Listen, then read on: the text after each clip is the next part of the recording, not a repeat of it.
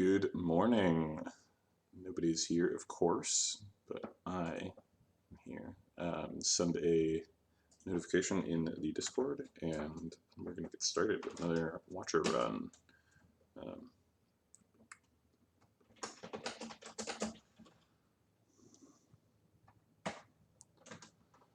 And I'm going to provide a helpful link to my Twitch.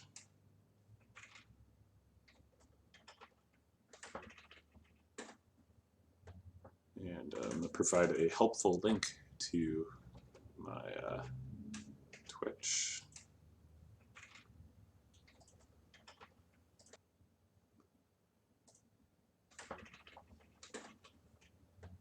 And I'm going to provide a helpful link to my Okay, now we're going to play some Slay the Spire. We are on Watcher Ascension 15. We tried to rank up yesterday and we failed, so we're going to try again. I have been almost always doing the lose your starting relic and obtain a boss relic because I don't think pure water is basically any good. It seems like by far the worst starting relic. I think Watcher has the best starting deck because Vigilance and Eruption are kind of bonkers.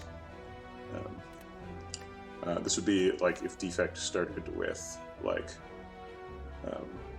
Lightning Strike and like the one that develops a Frost Orb and draws a card. But that's not what's happening. What's happening is we're playing Watcher. So I generally like to see a shop, 3 hallway fights, and a fire, and then as many elites as possible in Act 1. We are facing the whatever Bronze Guardian guy who hits you back when you hit him. This looks nice because we got fire, elite, fire, but the only later elite is that fire elite, and that's pretty risky to do in Act 1, so I don't think I'm going to do that. We pretty much have to go this way if we want to get 2 elites, and that's nice because we get a late shop where we're going to actually have money to spend on it. So we're probably going to do that. And if we go either of these directions, we get sort of a combination elite and fire, but this way we get to do the fire first, which is better. So it looks like we're going to go this path because it's got 3 hallway fights, a fire, and an elite. 2 elites, which is the most we can get, late shop. Seems like a great path. Obviously, it depends on if these question marks are any good. Okay, so now we're deciding our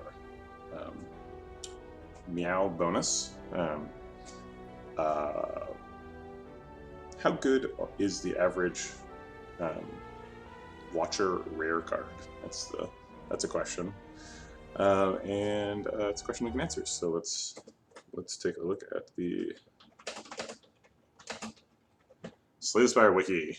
And I'm going to switch the stream over to Chrome mode because I'm going to do some Chrome stuff. And we're going to look at Watcher cards. And we are going to make a spreadsheet. Which I guess is, we did a similar thing yesterday, so we're just going to clear out these values. And the question we're trying to answer is, how good is an average Watcher rare? So we'll just sort by rarity, skip to wherever the rares are. Okay. Wish is great, 5 stars. Especially at the beginning of a run, you get that gold every fight, or you get something that helps you out, like plated armor or strength. All good stuff. Vault is another 5-star card. Vault you pretty much want to pick whenever you see it, because, you know, unless you've got like Horned Cleat or something and you're gonna like get value out of that block, there's pretty much no reason why you wouldn't want a Vault in your deck. Scrawl, also a 5-star card. So maybe I'm wrong here. Spirit Shield is pretty garbage, both as a card overall and in your starting deck. In your starting deck, it's gonna spend 2 of your energy to block for like 12, which is like, it's an okay card, but it's like very bad against Act 1 elites. Actually, maybe Vault is not good either against Act 1 elites. Wish is still good against Act 1 elites, but Vault makes Gremlin Knob gain strength and gives you nothing. And Scrawl is kind of a builder. So I'm going to reduce these both to 4s because we are in Act 1. And Spirit Shield is going to be a 2. Judgment is terrible, and it is what you are afraid of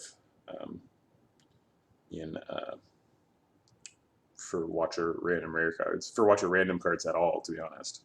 So I'm going to give it a 1. It does have some use in Act 1, obviously, but the kinds of fights that you win with Judgment generally were the kinds of fights you're going to win anyway. It is worth noting that it is super good against specifically the baseball in Act 2. Ragnarok is 5 stars for an Act 1 card that just wins you like all of your fights. Omniscience is 5 stars. Omniscience is bad. Omniscience is 1 star because you can't play it. You need an energy relic or an upgrade to play it. I guess I'll give it 3 stars because it's so good once you can play it. This algorithm is starting to look like an approximation of pi.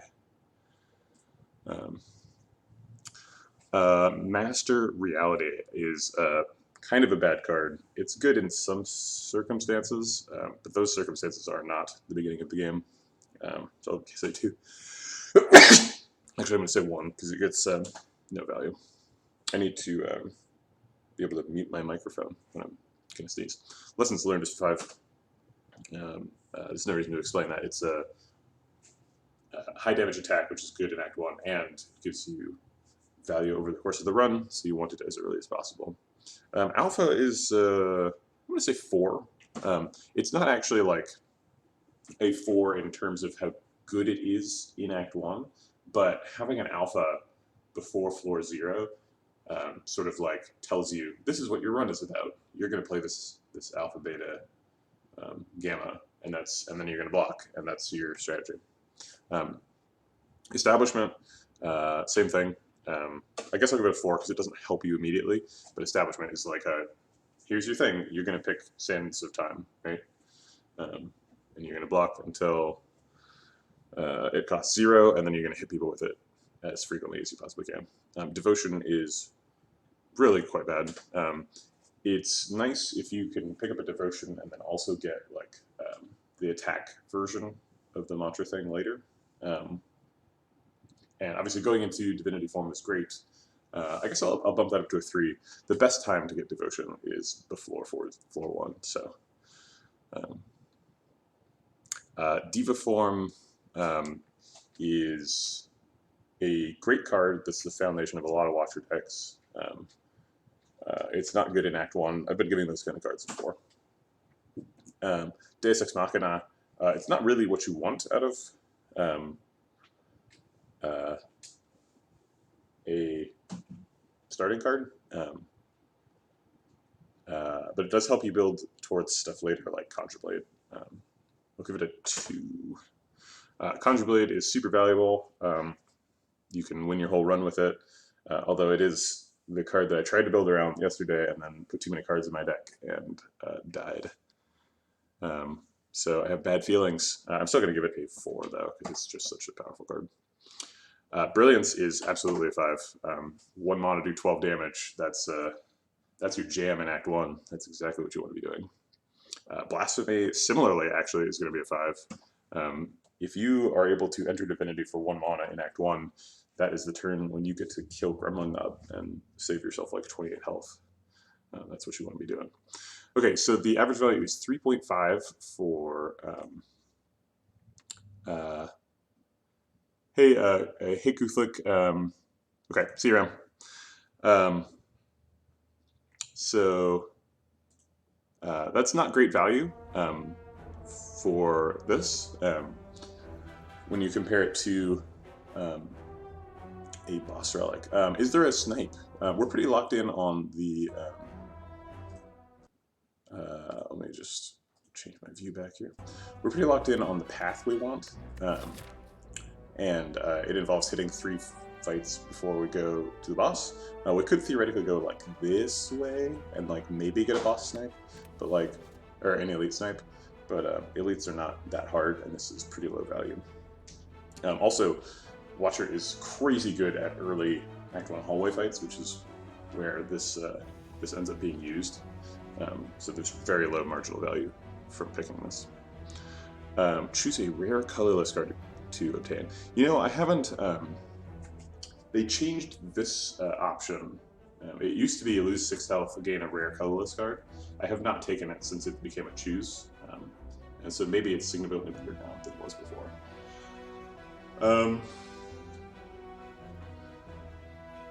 I found myself saying that a lot of those rare cards are good. It's a little bit better than I expected. So we ended up with a 3.5, which means that, like, if we are rounding, then we're saying, on average, these are, like, run-defining cards that, like, maybe aren't great in Act 1. And having those plus a miracle in your hand, I don't know, it's not the worst thing. So I'm going to try out random rare card here. Yeah, we got Wish, okay. And we rated Wish as a 5-star card, so we have to be happy about that. We're going to do the path we talked about. We are going to be really greedy and try to wish for gold as much as possible.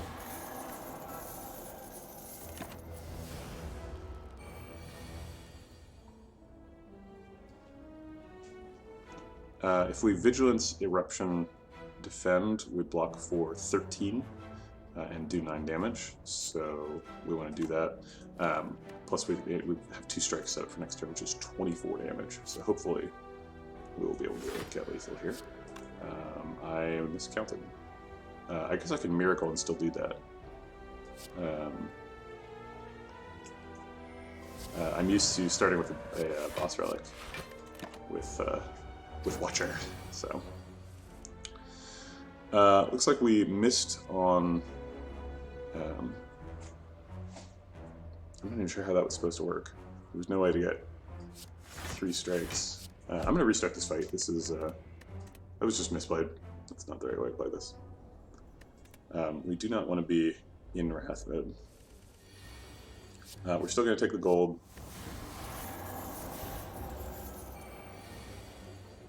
We're just going to go into Vigilance here.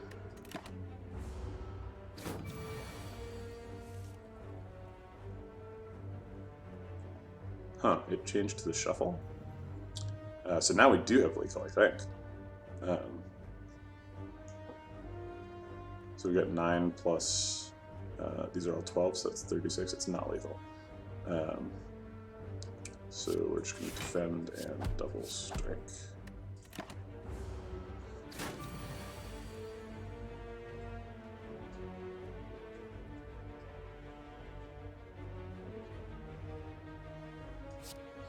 We're definitely going to at least defend twice. We could defend 3 times, but we are getting outscaled. And we would like to win next time we draw Eruption. So I'm going to strike him.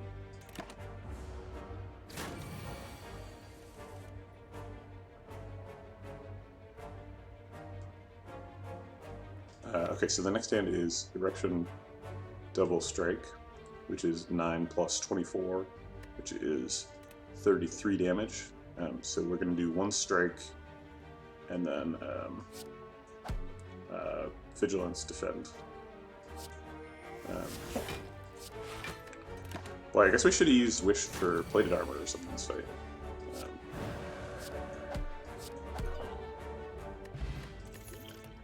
Because that Greed was expensive. Cut Through Fate is one of the best cards.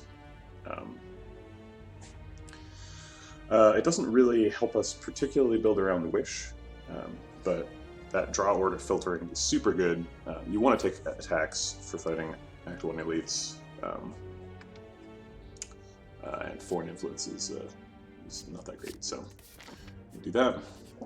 Staying on the path we talked about. This is not very good. We could probably afford the HP loss, but we're not going to a shop until so much later that we're going to be pretty flush with cash by the time we get there, probably. This is a trap, obviously, because the good faces are like kind of nothing burgers, and the bad faces are like really bad. So I think we're just going to leave. We could afford the 6 health. I don't know. Okay, let's think about this, because that's what this channel's supposed to be doing. Okay, so what bargain would I take for 6 health? How much gold is 6 health worth exactly? It's hard to think about what the framework is for this question.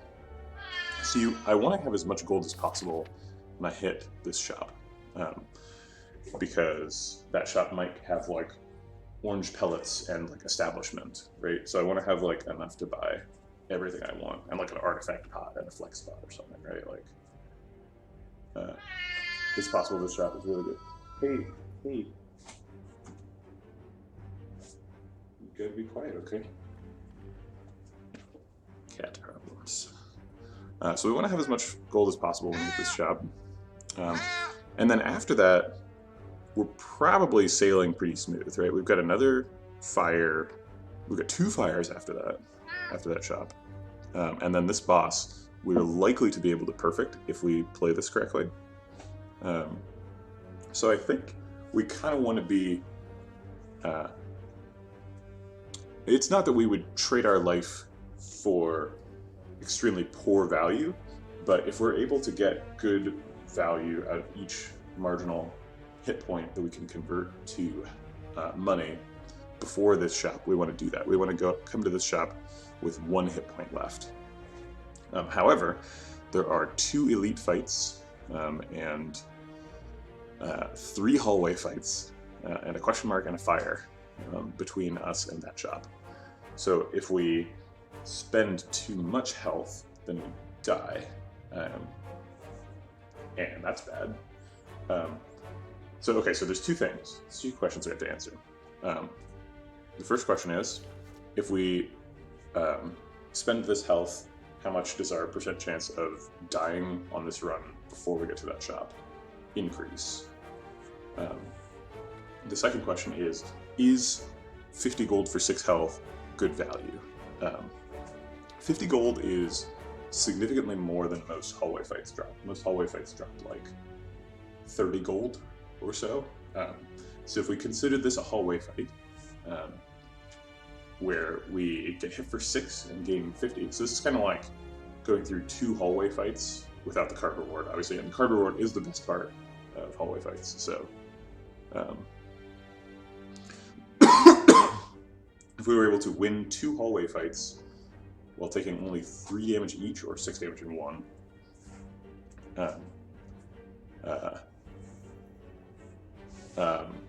okay, here's the right way to think about this.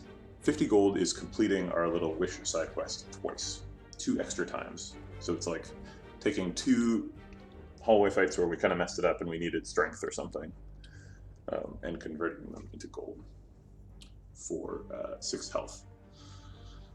And I think that's a great trade, honestly, like, because Wish itself, instead of getting 50 gold, you could have 12 plated armor in 2 different fights. And 12 plated armor is worth way more than 6 HP. Okay, so I've come all the way around on this, and as long as, I think this is a great deal, as long as we are not dying on the way to that shop. How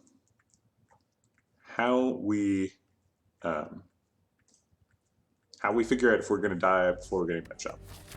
So we have to fight 2 hallway fights, which are the main sort of drivers of HP loss. And then we have to do, this could be a hallway fight. There's like a 30% chance of this being a hallway fight.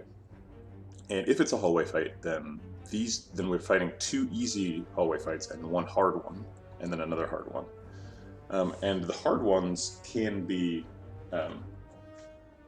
squad of gremlins, which is a really tough fight. and it can be thieves, which we could like lose a bunch of gold on, which would be disastrous. A thought just occurred to me, I could go to this store instead and plan on going to 2 stores. Maybe my path is different now that I have Wish. Because we almost have enough money now to buy a relic. It's probably not going to be enough, depending on what this is, to buy like a relic and a card. Okay, I'm going to do it because I think that I'm going to survive. I'm at 46 right now, so this puts me to 41.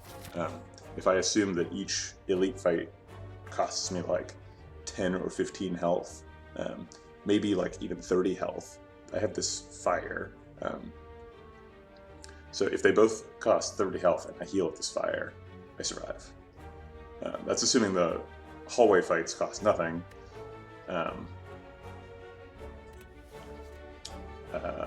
But yeah, I think we're going to roll the dice on this. Let me try it. Okay, and this is a hallway fight, which is somewhat bad.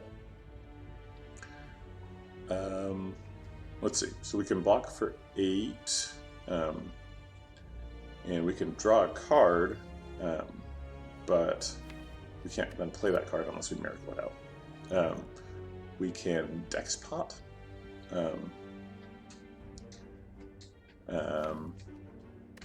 And if we dex pot and get a defend, then this blocks for 10 and the defend blocks for 7. So we block for 17 and block out. We need to get like 10 health total out of our potions though. And it seems like this is going to block for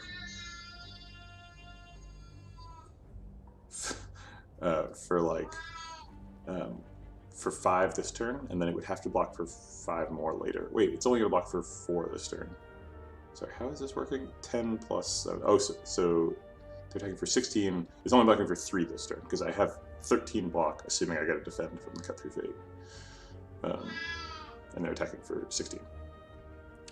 It's all kind of academic. Let's do the Cut Through Fate. I don't want the strike because he's at 7 instead of 6. And then we're going to go ahead and miracle out that defend.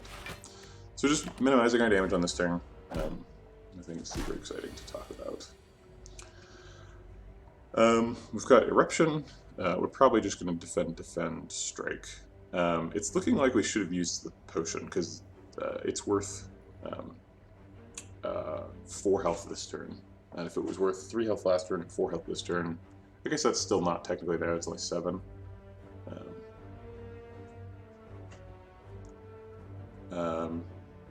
Actually, I can Eruption him. No, wait. So, okay, so if I double block, I'm taking 6. If I Eruption block, I'm taking more than that. So we're going to strike the one with Arma, and then double block.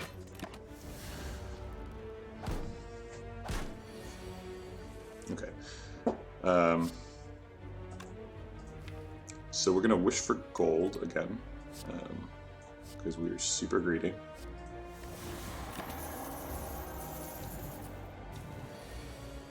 Yeah, and then we get Eruption, Cut Through Fate, and we kill them both. Okay. It seems like Just Lucky is pretty good. Let's see. So the only card we've picked is Cut Through Fate. We've got Wish, Cut Through Fate. Wish, the strength scaling is potentially how we are planning on doing damage. Tantrum scales with strength extremely well. It seems like it's kind of early to get Tantrum, but it is being offered. So the dream here is you like wish on turn 1, which is Gremlin up, and then turn 2 you like Tantrum, Cut Through Fate, draw Tantrum again, play Tantrum again, and kill him. So 3 times 8 is 24, times 2 is 48. It's not enough to like straight up kill him, but it's a really good start.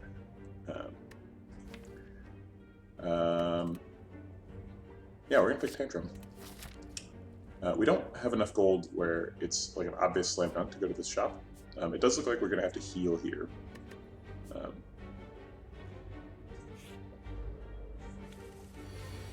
So this is our last easy fight. And man, our fights have been absolutely brutal.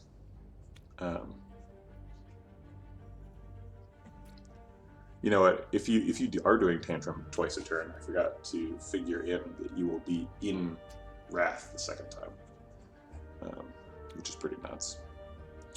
It's possible if we Tantrum on him. Oh no, Cut Through Fate doesn't kill him. Does an upgrade Cut Through Fate get extra damage? It does.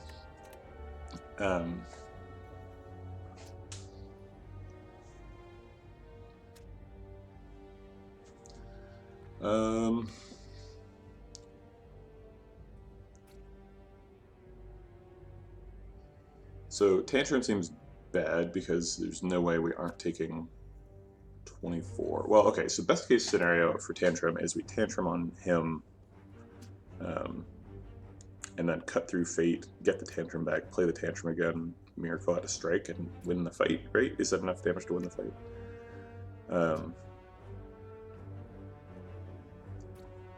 So first Tantrum is 9 damage, then this is plus 14, so 23, wait, yeah.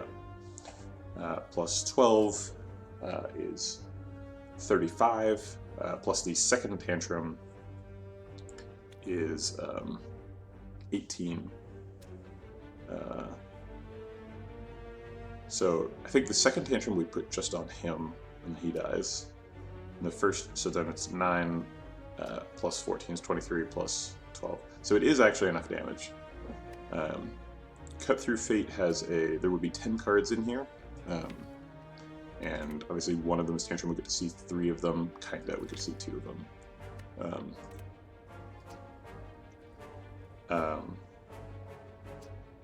The backup plan is that we kill him and take 12.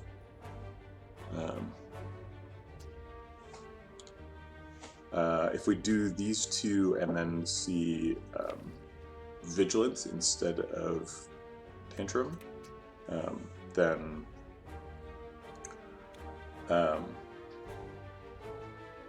we can escape Wrath form.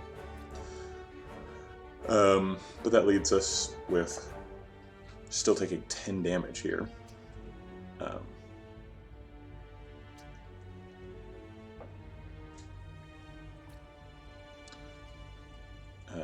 Okay, so what happens if we find a strike when we Cut Through Fate? Is that good enough for anything? So we do Tantrum, that's 9 damage. Cut Through Fate, that's another 14. He's taken 23 damage, so he's down to 8. So then we can strike him to death. And we have a strike in hand.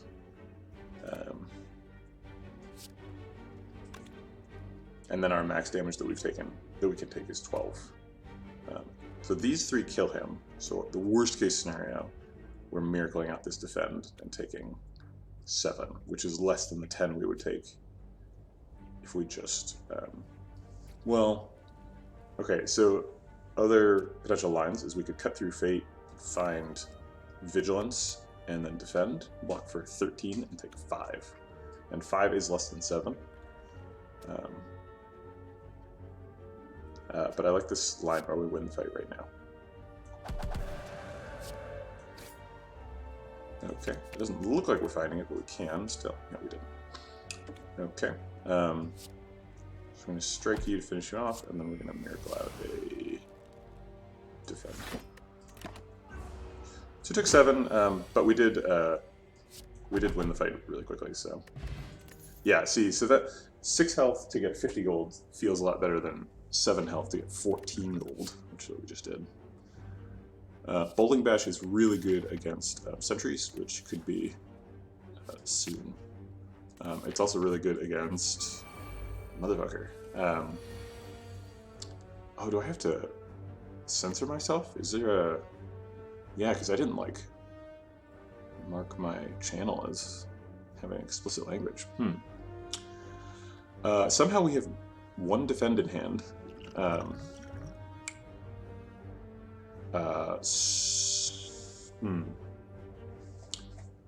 Gee.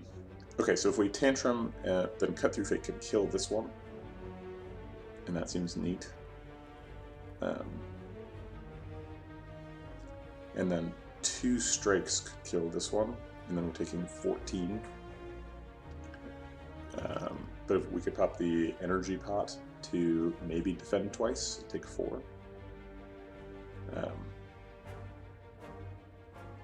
Oh wait, this I need to count this 9 damage. So 9 damage plus 12 kills 1, because it's 21 and he has 20, and then the Cut Through Fate kills him. So we can actually defend and take 9 and kill these 2 guaranteed. So let's do that.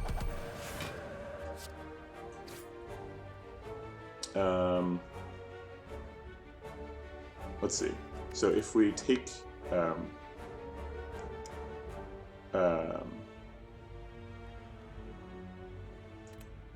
Vigilance, then we downgrade taking 9 to taking 7.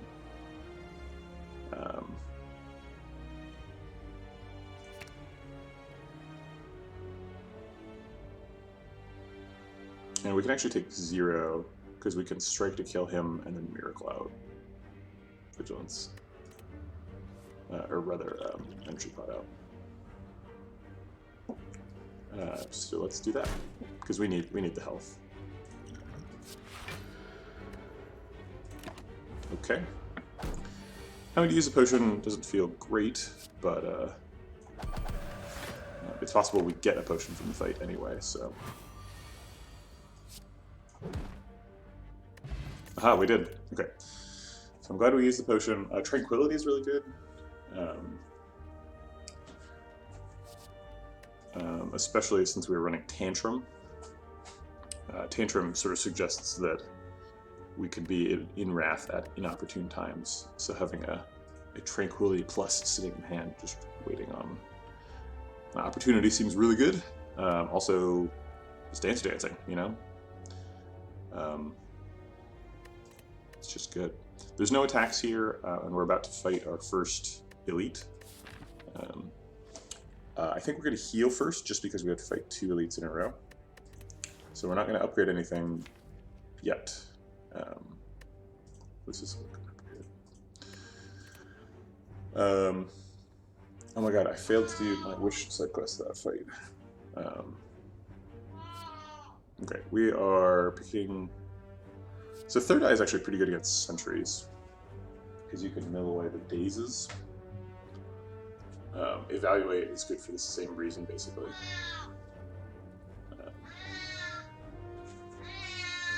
Cats are sad for that reason. Yeah, and many other reasons. Okay. Now we've got a kitty. That's a little natural power-up. We've got. I think we're going to take Tranquility, because Stance Dancing is a way to win the game. Whereas Third Eye falls off pretty precipitously in power.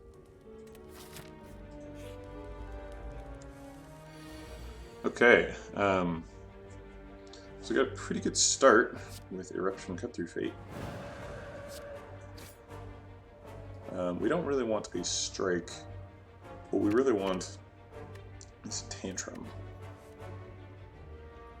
We're going to use Miracle now because it's a skill, and he hasn't powered up yet, so he doesn't get extra stuff. We're not going to use either of these potions, because we might not need them. Okay, there's Tantrum. It would be nice to win this turn to avoid taking 16 damage.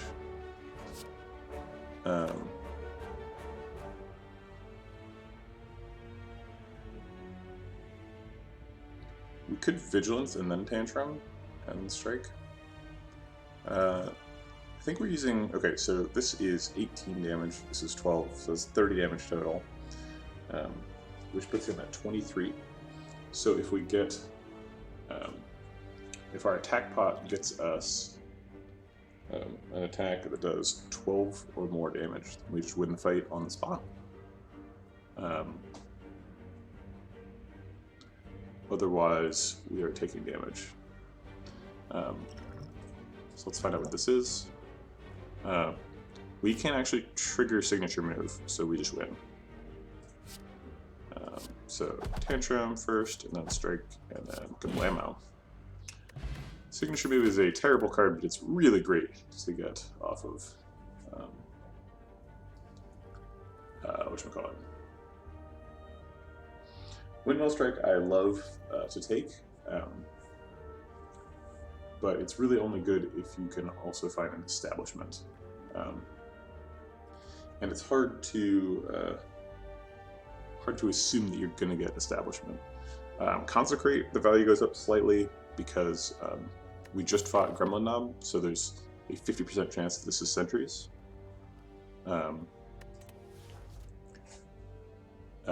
And pressure points I'm not picking because we've started taking other damage sources.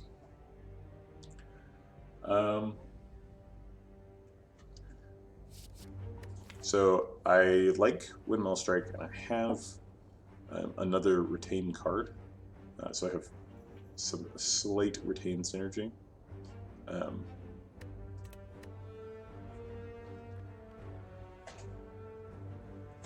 But you know, sometimes establishment doesn't drop, so it's hard to build around it. And Windmill Strike is not great if you don't get establishment. Actually, Windmill Strike is not bad if you hold it for.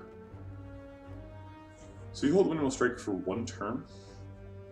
It does 11, which is like less than you would expect from a 2-mana attack. If you hold it for 2 turns, then it does 15, which is sort of what you would expect from a just 2 damage attack with a retain, I think. So you really need to hold it for 3 turns. When it does 19 damage, you're like, hold the phone. This card does what? And if it gets upgraded, it gets to 20 on the 2nd turn. So yeah, I think we're going to take Windmill Strike, just because attack 1, we need the damage. It's probably the last, like, just raw damage card we're taking. Yeah, this fight's scary. So we really need to find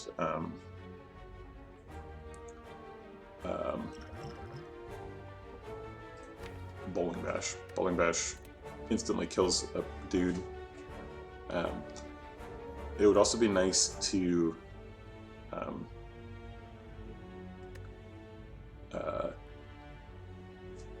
get the quest off this round, so we want to try to wish. Let's see. So we can, if we go into Wrath, we can cut through Fate and kill him. The highest priority is Fat Gremlin, because that debuff is pretty important. If we double defend with the Dex pot, we block for 12. If we don't block at all, we block for 6. I'm sorry, with the Dex pot, we block for 14. So the net block is 8. So we probably don't want to do that.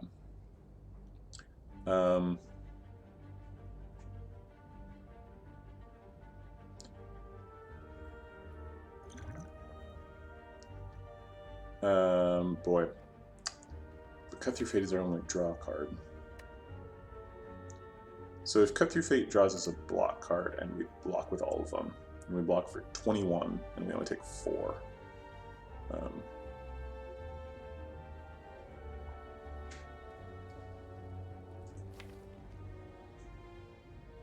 If Cut Through Fate gets us Bowling Bash, then we get to do 28 damage to something.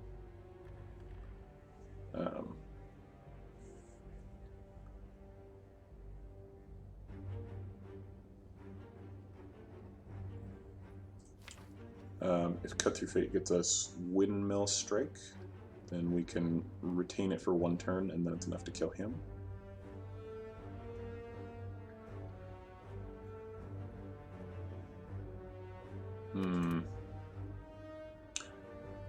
Yeah, I think cut through fate and look for defend is probably the best.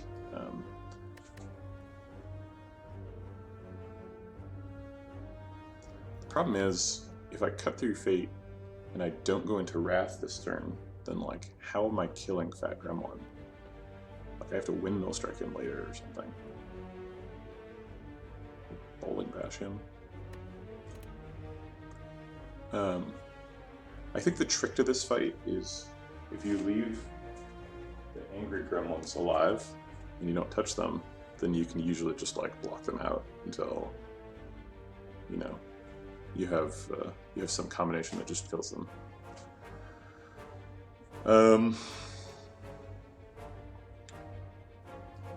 Okay, so what if I tantrum, cut through fate, tantrum? I feel like the best case scenario there is I take 20. Or like 15. So I think that's kind of a non-starter. So we're gonna cut through fate on the sneaky gremlin. Count bowling bash. So I think we bowling bash Fat Gremlin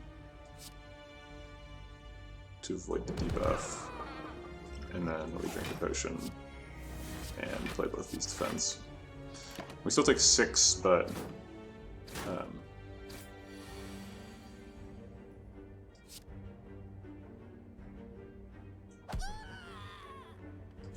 now we get to vigilance and hopefully block out for the rest of the fight.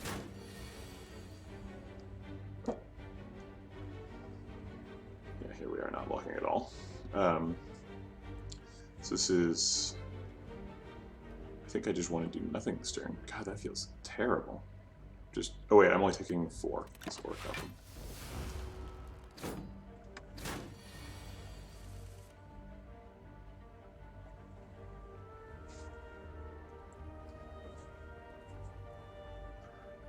If we eruption, we'll be able to get back into calm.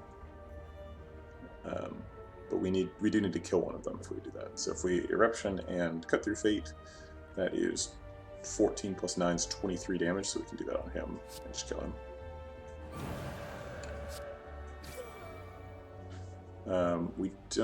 We can't play Wish this turn, so we're going to mulligan that, and we don't want to play Tantrum this turn, so we're going to mulligan that too. We got Vigilance back, which... Okay, so we can just win the fight right now, but we have Wish. Okay, so we're gonna not win the fight if we think we can get back to Wish, and we're clearly gonna be able to block out next turn. So we're gonna keep the fight going.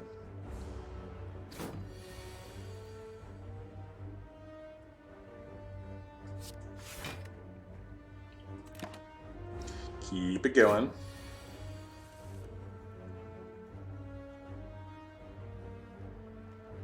Wait, how am I blocking on the Wish turn, though?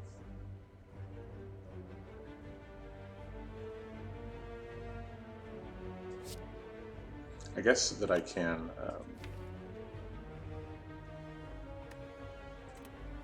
I can, like, Tantrum...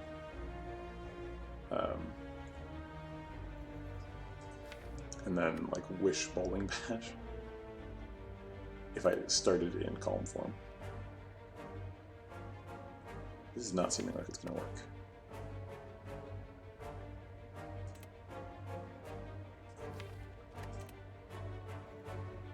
Alright, forget it.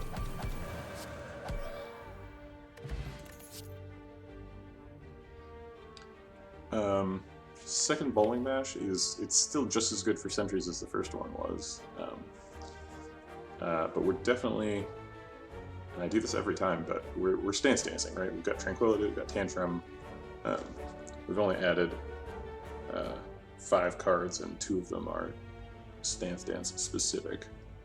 So I'm going to take a stance exeter. Centennial Puzzle is quite good. Alright. It is not sentries, even though we built for sentries. So we basically want to stack up Windmill Strike for as long as we can. And it's great that it started in our opening hand.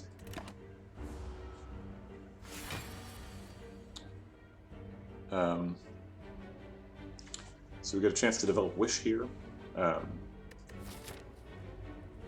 We have a bunch of money. We don't really need to wish for more. But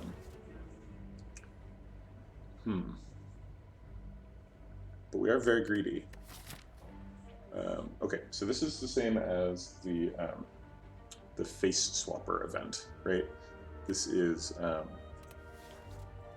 we get a chance to trade a wish proc, and we get to trade armor for gold or vice versa. In this case, it's very unlikely that we don't want the plated armor, it seems like, because we have Orichalcum, and we have lots of attacks, so we want to be spending our turn attacking and then blocking for 12, right? And we can like do 1 defend and block for 19, which is sort of the worst amount to block for because we still lose a plated armor.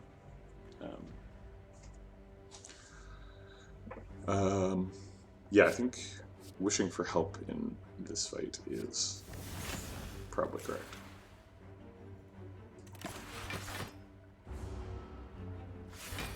Okay, he's waking up this turn no matter what, so we might as well wake him up. This is the turn when you want to Windmill Strike because we're about to shuffle. So let's say hi.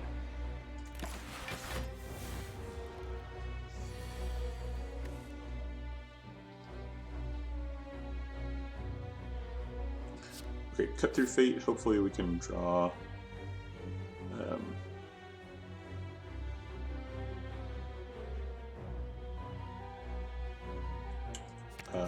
Windmill Strike again. Tantrum's pretty good. So if we Tantrum, we have 4 energy, and as long as we end with Empty Fist, then we don't take extra. So let's do that.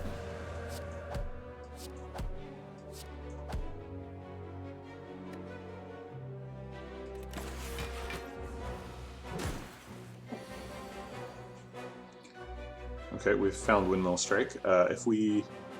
So Tantrum is 9 plus Windmill Strike, it would be 30.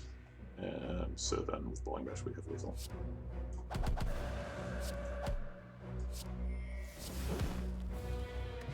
Cool. Okay, Damaru.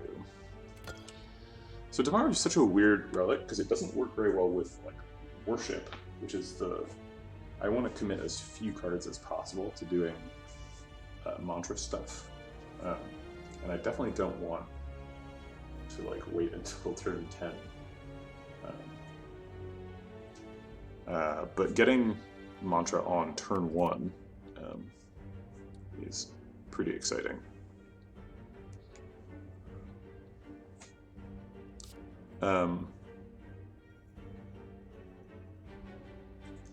This card is really expensive. I don't think it's good. We've got enough damage. We need to block. And we're currently planning on Stance Dancing, so let's Empty Body. Okay, here's that shop we talked a lot about. The relics are kind of mad. Ceramic Fish is never worth the gold because we would have to buy, or we'd have to take like 18 more cards, like 17 more cards to make it worth it. But like if we take 6 more cards, we have a 25 card deck, so I don't think so. Sling of Courage, there's no more elites this act. It's not like we don't want to take elites next act, but it kind of sucks that we can't plan on it. Fear No Evil is probably something we want. It's not good against this boss, but it is really good for Stance Dancing. We were hoping to find that 0 cost attack that comes back into your hand after you change stances. We're kind of in the waiting room for that. We could take another Cut Through Fate. It's not very exciting. Probably going to take Warpaint just because we have so much money. And we can afford Fear No Evil, card remove, Warpaint. So we're going to remove a strike for sure. Evaluate's on sale. I don't know.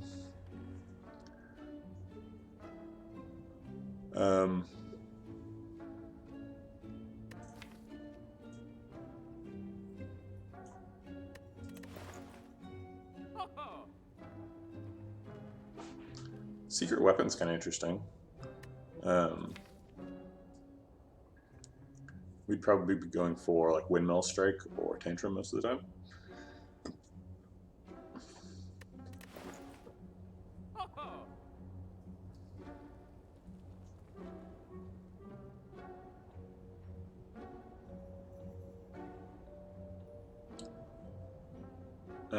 We can afford Secret Weapon plus Warpaint.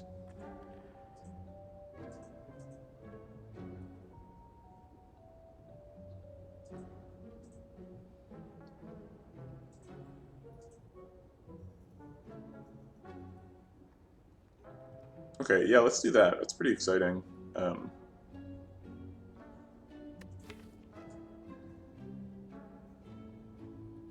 Yeah, any sort of tutor is going to be good. Okay, we got Vigilance plus and Defend plus. I think we're going to go for another upgrade here. Because we haven't gotten one the whole game so far. And there's a bunch of them we want. So we want Windmill Strike, we want Wish, we want Secret Weapon. Those are big upgrades. Tranquility also matters, but I'm not going to get Tranquility until at least after I do the boss fight, because if I get Establishment, then this upgrade doesn't really mean anything. I think the big secret to beating this boss is Windmill Strike. So we're going to try and Tantrum Windmill Strike to like knock him back into down form. So I think I'm going to upgrade Windmill Strike because that's our only source of scaling right now.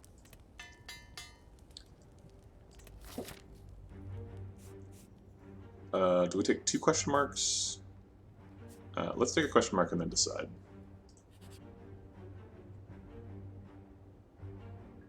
Okay, I didn't really care about... They changed this event. What happens if you attack him? I guess I have to look this up.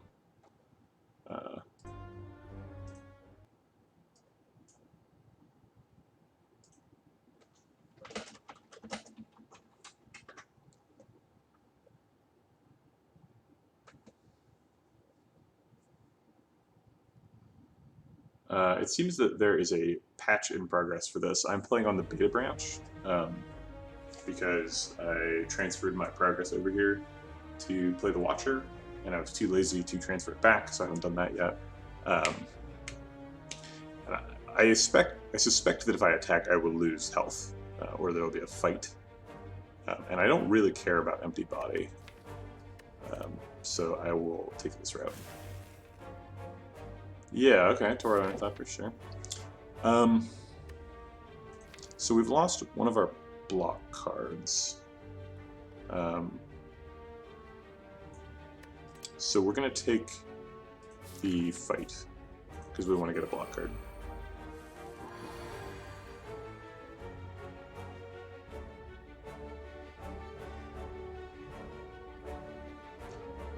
If we Eruption and Cut Through Fate, we only do 23 damage. So that's not enough to kill him. We could Eruption... with Miracle we could do it. We can Eruption, cut through fate, strike, and then have a guaranteed Windmill Strike lethal next turn, which sounds pretty good.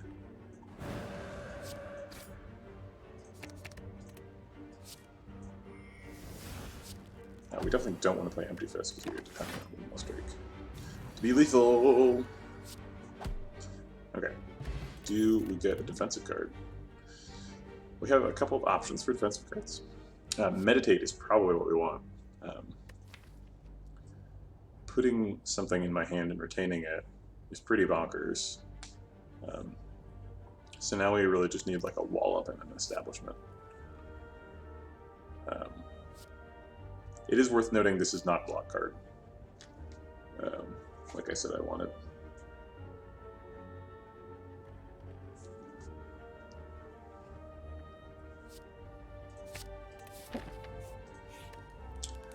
Do we think we can survive this fight on 27 health? I don't have very many block cards, like I keep saying. Let's see, if I upgrade Wish, it goes up to 8 plated armor. If I have 8 plated armor and or a Calcum, I block for 14. His big attack is 20, and it would peel 2 plated armor, which seems pretty survivable. Especially since the plan is to just like Tantrum Windmill Strike him out of his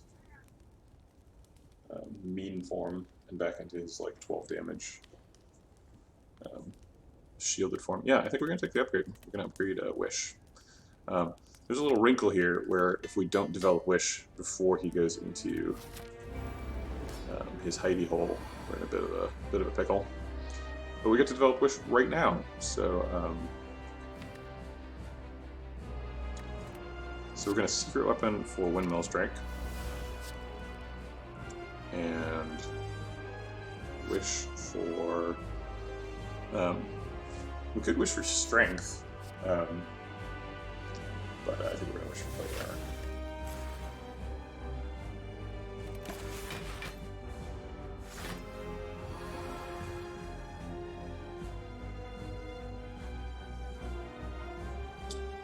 Is Eruption Windmill Strike enough? It is not, because it does. Eruption takes care of the 9, and the Windmill Strike only does 30. If we take an upgrade on Eruption instead of something else, then we could Eruption, Windmill Strike, and play another card. Oh wait, we have Bottle Miracle. We can do this. I think this is worth it. Although actually, I prefer not to Windmill Strike. If I Eruption and play these cards, is that good enough? So it's 9 plus 12 plus 14 plus another 12 plus 18. There's just like a lot of math, you know? It seems like it would be enough. So I think I'm just going to do it.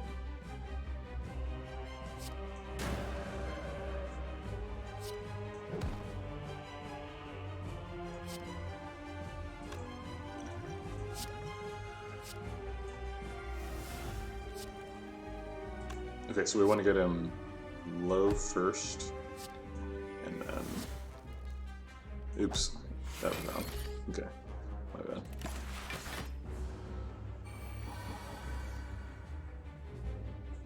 Okay, so we're just passively blocking him, which is pretty neat. It seems like we probably want to meditate this turn. We want to like defend, cut through fate, meditate.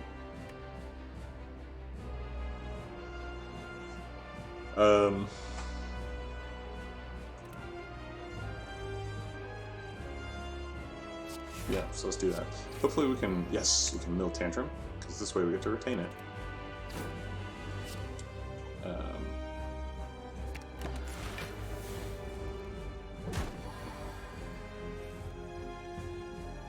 Do we only retain Tantrum for that one turn, or would we retain it for as long as it stays in our hands?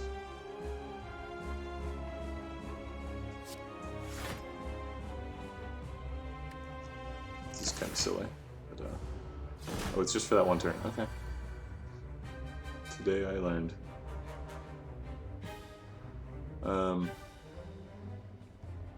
Okay, so this is when we were planning on doing our Eruption Windmill Strike. We're about to shuffle, so this is the best turn to use Windmill Strike.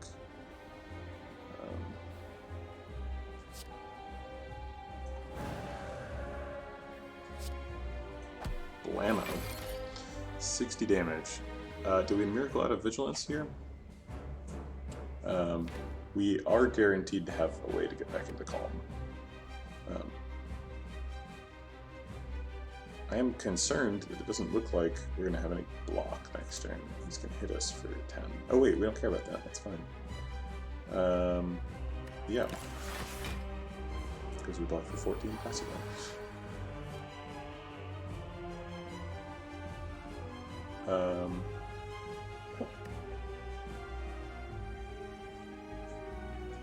I guess we'll just meditate. It's a very peaceful deck. So here's a Windmill Strike. We need to block for 8. So we can go over that significantly. And then we actually don't want to cut through Fate because that'll cause us to shuffle. And we're hoping to Tantrum Windmill Strike next turn. So I'll just strike him.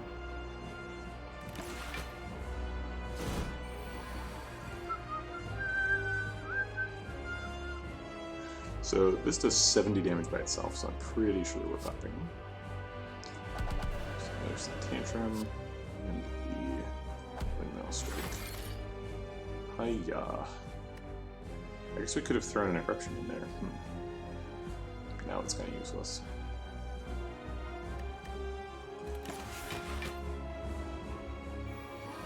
Still don't know to use Tranquility.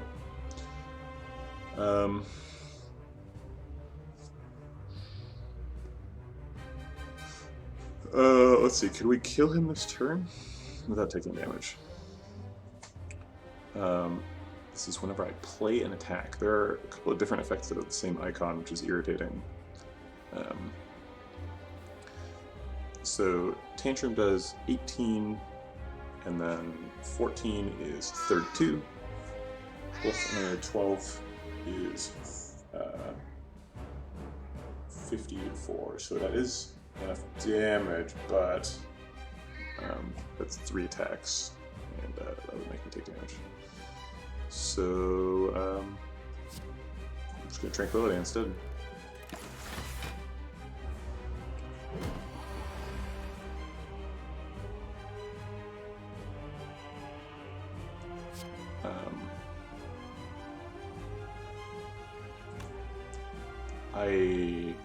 Let's see, it's 18 plus 27.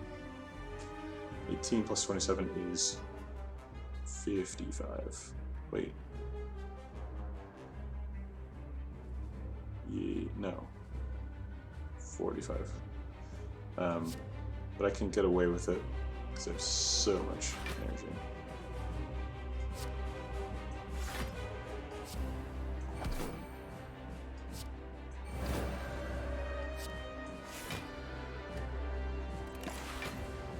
What are you gonna do about it, Guardian? Okay, cool. So we perfected Guardian as planned. We did not find Establishment, which was what we were hoping for.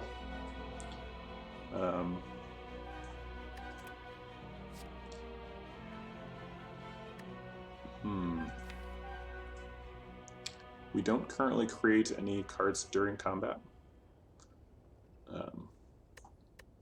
So we're not taking Master Reality. Alpha is a thing you can do. This deck is pretty aggressive right now. Outside of the sort of passive block that we have, which we're able to cheese the Guardian with.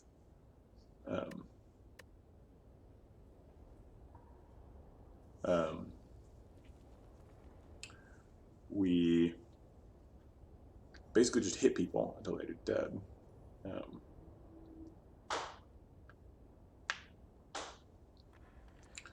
So So Alpha doesn't seem like a good idea, because that's just like disrupting the next thing. And Conjure Blade, we don't have like a ton of energy, so I think we're skipping on all these, sadly. The new Calling Bell is quite good. Sacred Bark is interesting. It kind of puts us in like a potion synergy direction.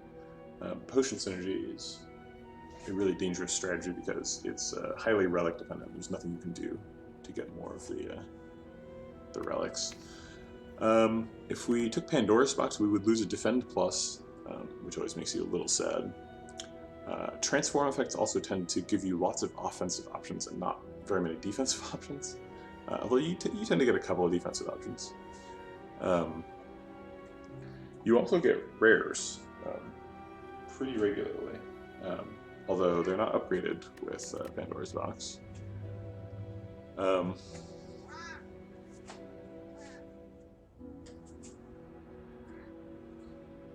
I do think New Calling Bell is quite good. Obviously, none of these are energy relics, which would be my preference.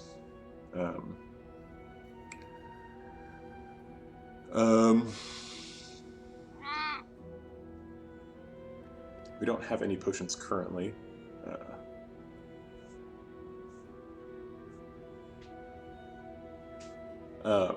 Pandora's Box is slightly better than normal because we have Damaru. So if it gives us random mantra stuff, it's actually good for us.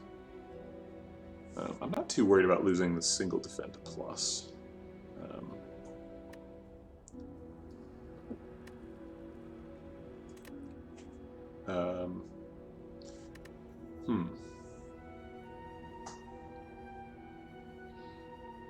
Yeah, it's between these two for me because I don't have any potions. So the three, I think I'm going to go with Pandora's Box just because I've picked kind of a lot of cards for Act 1. I would like to finish Act 1 with like 17 cards or something. Be a little bit more choosy.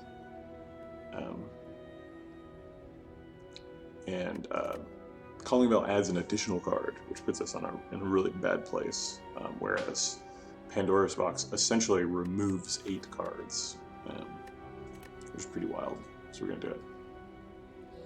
Okay, we got a Conjure Blade and Sands of Time, so we're really all in on the retain thing now. We got another Mantra card, and we actually got some pretty good blocking stuff. We got Deceive Reality and Third Eye. Foresight is okay. We have a lot of scrying now.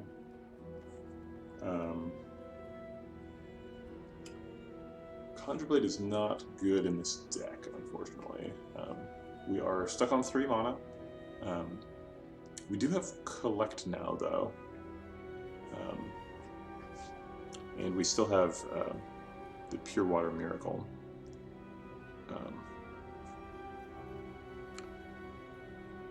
So that's interesting. We are generating some cards now. Generating an Expunger and Safety. These cards are already upgraded, so it doesn't really matter that we're generating them. Yeah, not a bad pick. So we went into this with 4 strikes and 4 blocks. The blocks became Third Eye, Prostrate, Deceive Reality, and one of them just ceased to exist. The attack cards became so this is an upgrade over a normal block card because I do have Damaru. So this will actually put us into Divinity, and it blocks for almost as much and costs 0, so that's pretty great. I hate that you can't look at the upgrades on the screen. Third Eye is a significant upgrade over a regular block card, obviously, and so is Deceive Reality. Although hopefully we'll get an Establishment, that would be nice. And then we also got Sands of Time and Conclude, which are both significant upgrades over regular strikes, although Sands of Time does require quite a bit of setup. But that's what this deck is trying to do, so great. And then we got Conjure Blade to replace another attack, kind of. So overall, I would say this was a highly positive Pandora's box. Usually out of Pandora's box, there's an obvious card that you probably want to remove. In this case, that's probably Conjure Blade. But with the collect, honestly, like Conjure Blade can do work. We might want to consider the X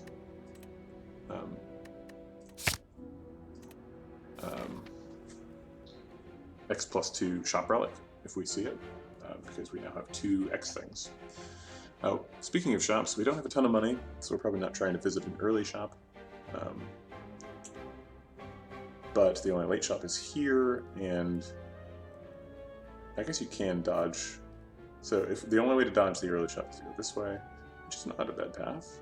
But then you only get 1 elite, but it's an Act 2 elites are kind of challenging.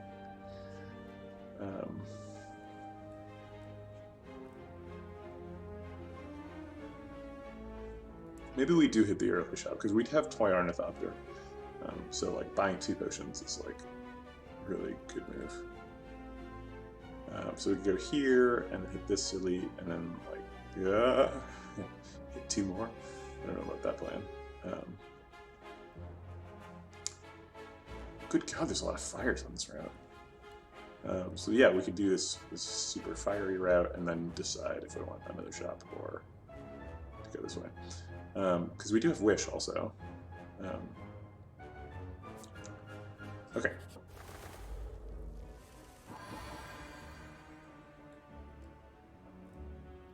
Alright, they're coming in for 12. I have 12 to block with. So let's do that. We have both Sands of Time and Windmill Strike in our starting hand, which is both good and bad. Now the question is, are we using Collect or Conjure Blade here? I'm probably using both. And we're probably Miracling out 1. Well, Conjure Blade does put a... does it? If you do Conjure Blade for 0, does it put a... like, basically a curse in your deck? I think it does. So we're gonna... Plus it's actually pretty good in this fight. We're gonna Miracle out Conjure Blade, and then we're gonna collect for 0, because we don't want to draw that again.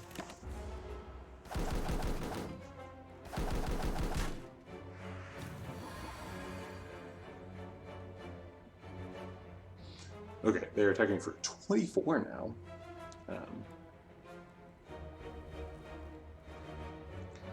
I can Empty Fist to... obviously we're doing this. And then I think we're going to Empty Fist to get mana. And then either Wish Meditate, or Wish Foresight. I think we're taking the gold. Because the plated armor, basically we lose it all right now. It like blocks for a total of 10. Which is pretty unimpressive. Although, otherwise we're taking 10 damage, and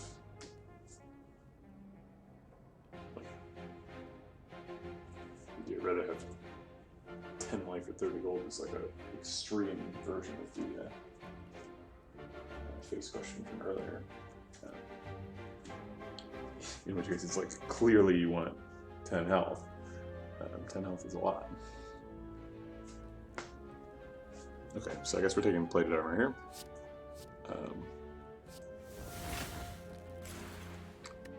And if we meditate, which of these would we even take? I think we just Foresight.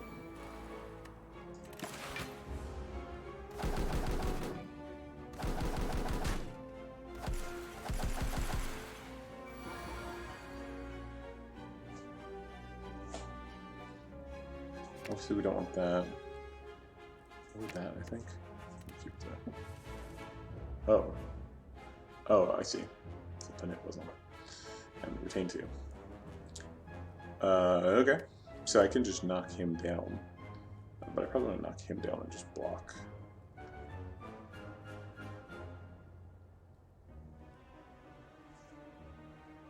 I can knock them both down. I can knock them all down. This is crazy. So Tantrum attacks 3 times, knocks down the bird. Expunger, Cut Through Fate, knocks down the bird. I guess that's not all of them, technically.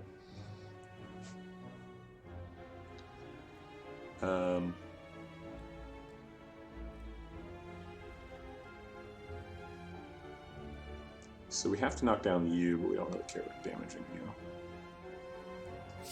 So let's do that. And then let's do...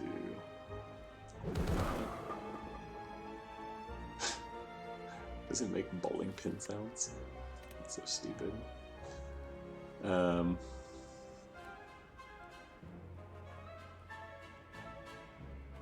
I guess let's like conclude.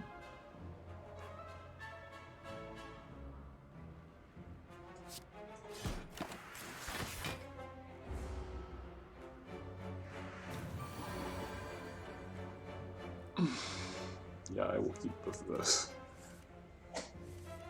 Wow, Tantrum Secret Weapon is such a busted combo. I'll just Tantrum you, and then Secret Weapon for conclude. Well, that's fun. Okay, it actually only gained me 8 health instead of 10. I assumed that the other 2 would also take, but I didn't. Protect is good. I wish it were a Protect Plus. We don't have Establishment. So it's hard to say this is a slam dunk pick. But we have a bunch of Retain Synergy. I'm calling it Retain Synergy. Really, I just have a bunch of cards that say Retain on them. They don't actually work together.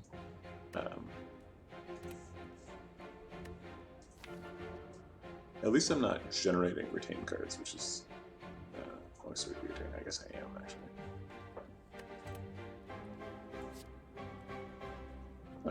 No, if it were Protect Plus, I would take it. If I had Establishment, I would take it, but neither of those is true, so I'm not taking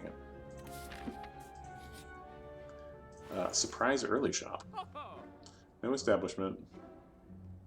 Prostrate is fine, but we probably want them potions, right? Because they heal. Weave, actually, is pretty nuts. We can't afford a Weave potion. That's unfortunate.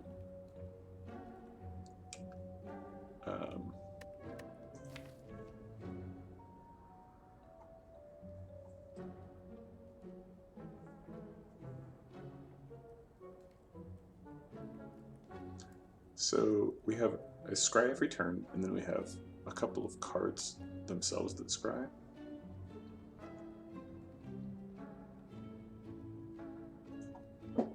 Who's the bosses for?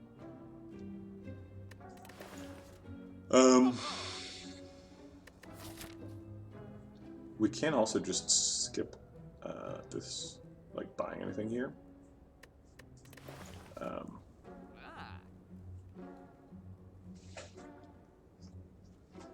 I think the best way to get Establishment specifically is to not buy anything here. I am tempted by lots of things, but we're going to skip it. Do we take 2 hallway fights or 2... I think we'll take a question mark. I already don't have any strikes, so this would just add 5 fights.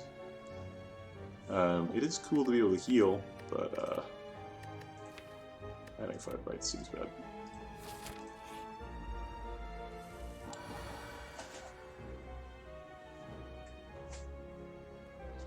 Is there a secret weapon in my deck that blocks?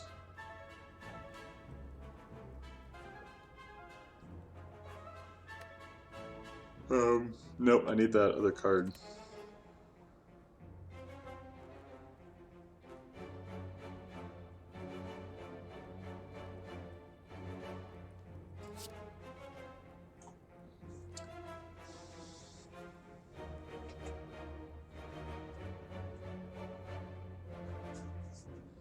Alright, so we're gonna get Windmill Strike, and then we're gonna just take 6, and we're gonna get Hunter for 4. I don't want extra skills kicking around because he's gonna hurt me for skills in a sec.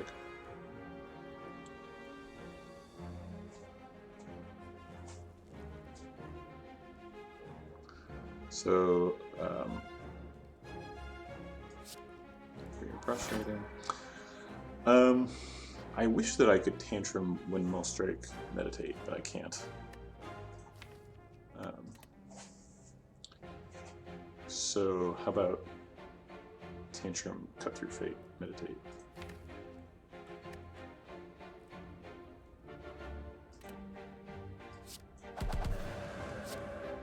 Cut Through Fate lets me get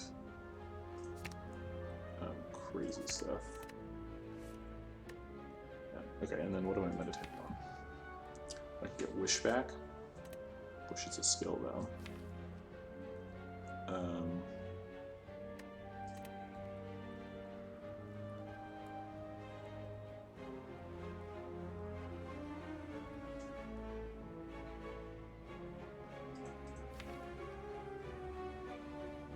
Nine damage 4 times. It's actually 18 damage 4 times. So I think we're just killing him next turn. With that and like Windmill Strike. So it doesn't really matter what I do.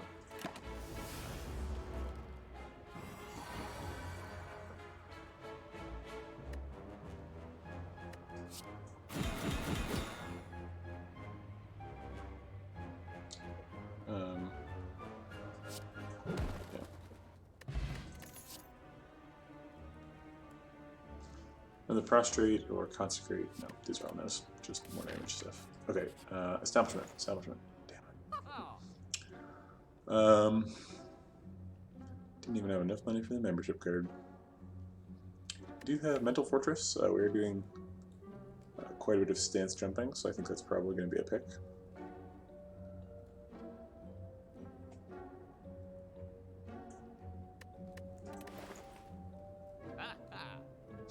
Second secret technique. No, thank you. If we take Mental Fortress, we can also buy a potion. So let's do that. It seems like Bottled Miracles are pretty good. Stuff like that. Okay, Act 2 Elite. Maybe I could have thought more about the question, do I take this Elite? But whatever. We're going to grab Sands of Time to start developing it. Bowling Bash is also really good, obviously, but we have to be a little bit careful about hand size.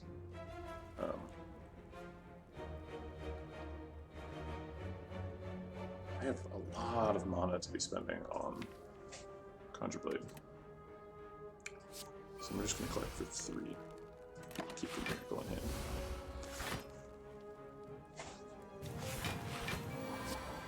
I got really lucky on these guys because neither one of them attacks until next turn when he attacks. I'm going to take a quick bio break. I will be right back.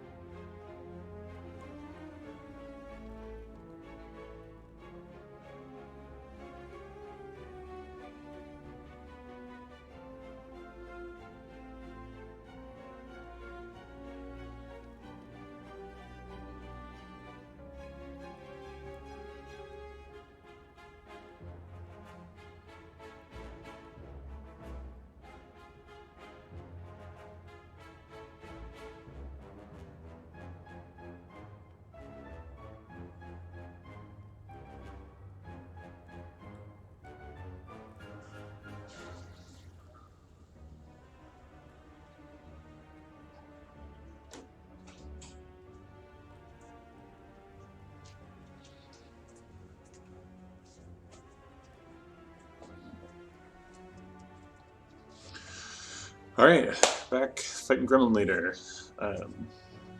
He's trying to hit us for 30. I don't appreciate that. We can block damage, because this is Slay the Spire. That's how the game works. Probably we're going to play Third Eye, Deceive Reality, and the Deceive Reality thing, instead of depending on Orichalcum or something. But even then we are getting hit, which means that Centennial Puzzles can trigger. So we're going to draw 8 cards next turn, and we're currently retaining 5 cards. So we need to either use not only are we retaining 5 cards, we're also putting a Miracle Plus into our hand. So basically retaining 6 cards.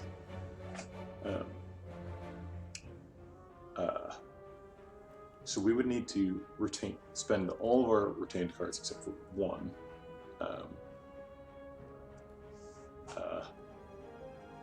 In order to actually draw 8 cards. Which seems like it's not happening.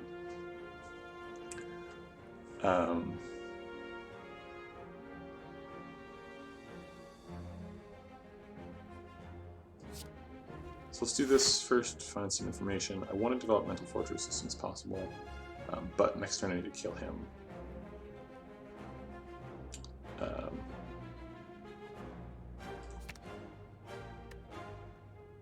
So we're going to do that.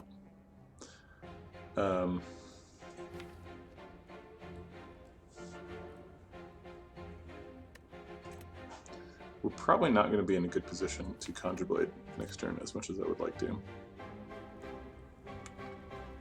This does 21.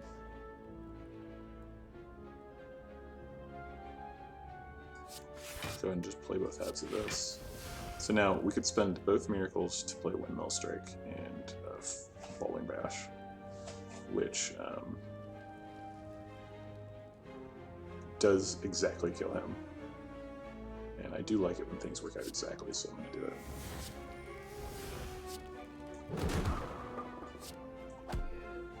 Okay. So we actually did exactly what we were planning on doing. I didn't think I was going to. We're going to overdraw 1 card because of the Miracle Plus.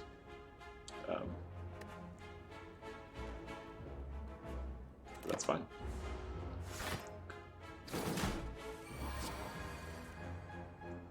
Okay, it turns out that we can actually Conjure Blade this turn. So let's just go ahead and Prostrate, and then Miracle Plus Conjure Blade. Your turn.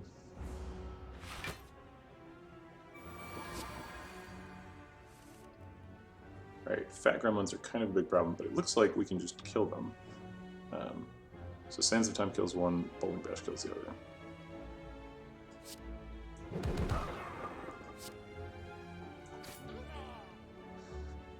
And then we get to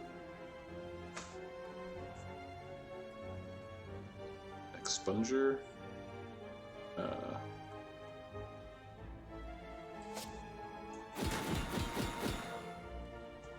Oh shoot, I missed out on Bottled Miracle. The VIP of this deck so far. So we... I don't know. So I'm trying to do retain stuff, but I don't have Establishment yet. So we've got like Sands of Time and Windmill Strike, our big damage dealers. Obviously we've also got Conjure Blade. We picked up Pandora's Box at the end of Act 1, and we're at the beginning of Act 2, or we're sort of midway through Act 2. So we're still struggling to find an identity. We did pick up Wish Plus from Niao. Or sorry, just Wish, and then we upgraded it to Wish Plus. So we've been trying to scam fights for gold. Unfortunately, we didn't get any Energy Relic offered from the Act 1 boss, so we're kind of struggling with 3 energy here. But we do have Bottled Miracle for our next energy-based emergency, and a Toy Ornithopter. The combination of Wish and Orichalcum is potentially generating 14 block per turn, which is pretty neat. So we've basically just been spending all of our mana on attacking. A little bit sidetracked now. So I think I could conclude in Third Eye with this miracle, but I don't think it's worth doing. Could also Vigilance, which helps set up for future Tantrum turns. But I don't need to do that either because I have Tranquility.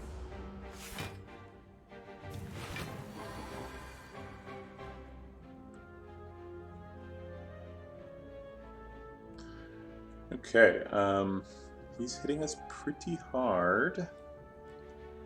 So we probably want a Mental Fortress Tranquility, just because there's very little block available to us, and Deceive Reality, obviously.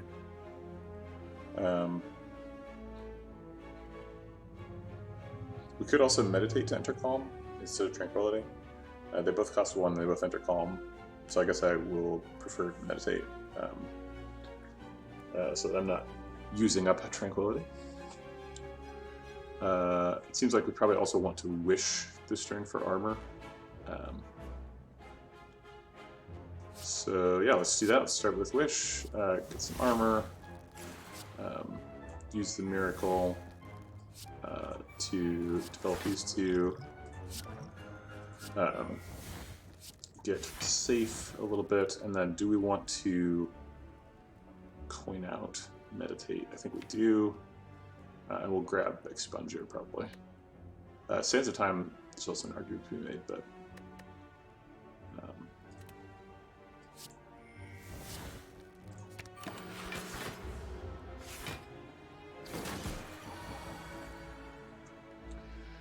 Okay, so now I've got Tantrum and Expunger, which is a pretty exciting combination.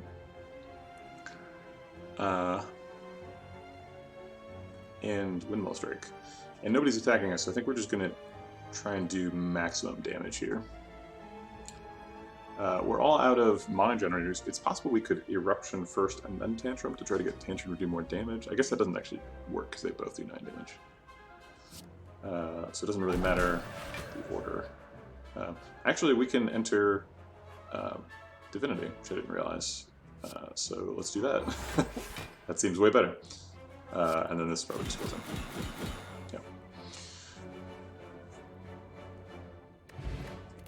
Okay, Smiling Mask is much better in this run than it was in the last one. Talk to the Hand Plus is quite insane. Although doing lots of attacks is not really what the deck is doing.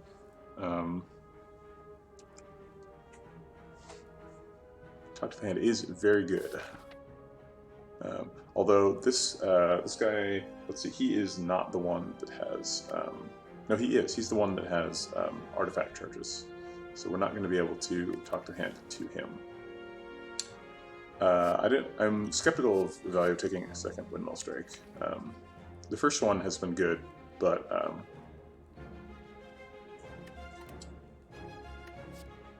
talk to hand is so good though. If I could get either the 0-cost spell that comes back on Scry or the 0-cost spell that comes back when you change stances, or the 0-cost attack, then Talk to the Hand is significantly better. And I kind of want that, but I'm at 21 cards. Let's see if we can find it. Okay, we're trying to go through all these fires, so we're going to take this question mark. Okay, speaking of finding cards, here we go.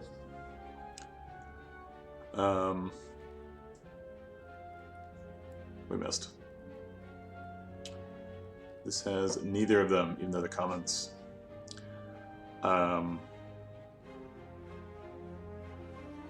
So we had an empty body earlier. Nirvana is probably what we want here. We have a lot of scrying. We have a scry return and Third Eye and Cut Through Fate. It's a little bit less than I thought it was. And getting 3 block per turn is not very exciting since it turns off Orichalcum. Although Orichalcum is never going to scale to block later game stuff.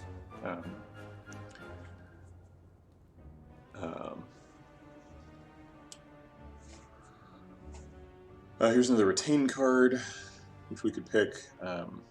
Rushdown is pretty good. We have 3 energy though, so it's very difficult to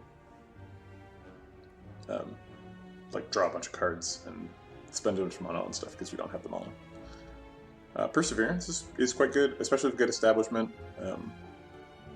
Then you end up with a 0-cost card that blocks for 20.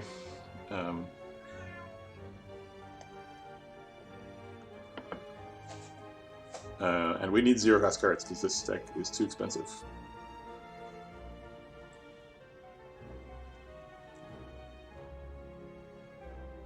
Fasting is always off the table because we can't be a 2-energy deck.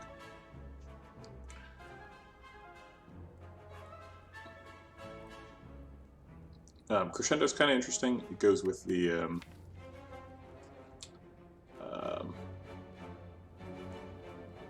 Tranquility.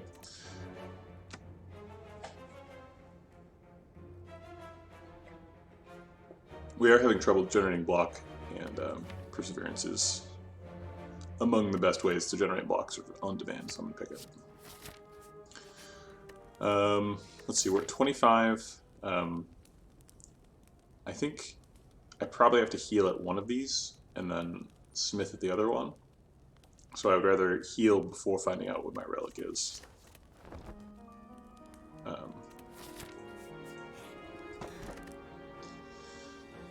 Getting a lot of shop synergy stuff again.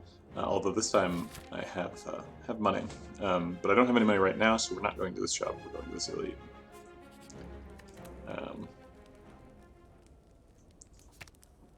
26 damage is a lot. 6 block is a lot.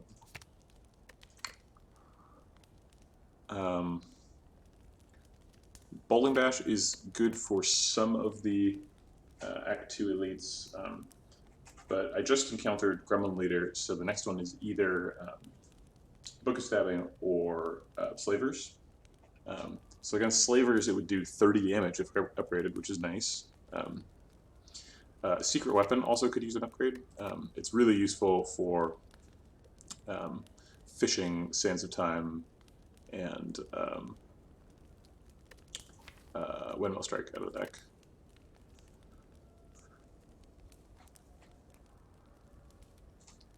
Potentially Tantrum.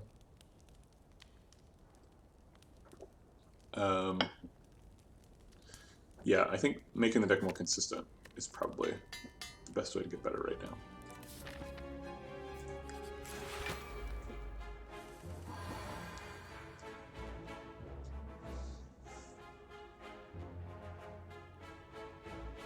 Parsley is free Pro Street. It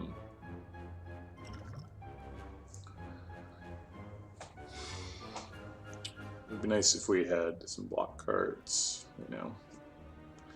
We don't have enough mana to talk to the hand and Sands of Time, so I think we're just going to talk to the hand and collect. You know what? I'm going to restart the fight and not use Mantra. It turns off Orichalcum and causes me to take 2 more damage. So we're going to develop Talk to the Hand and collect.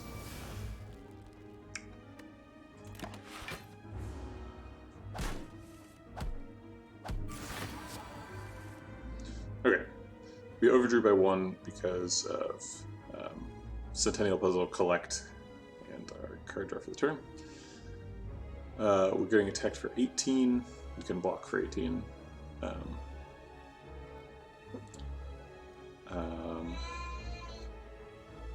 My cat is mad. So let's enter Vigilance and Scry. Okay, Conjure Blade is what we were looking for. I would also like to draw Perseverance, so that's good. We need to retain 5 or fewer cards, so we're retaining 1, 2, 3 right now. So this all seems fine.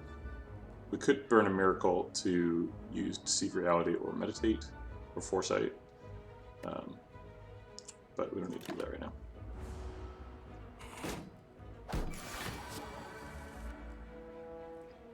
Okay, so let's see. We could Miracle twice and then Conjure Blade for 7, and then draw that and then play it, but it doesn't kill Shelled Parasite. It's not far off though. So we need to block for 14 if we can, but we can't.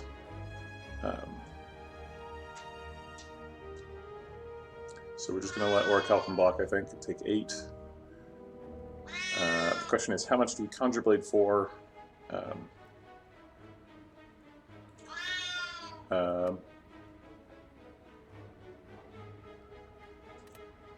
can have Secret Blade go get Windmill Strike, so that its damage starts going up. And Cat's mad. I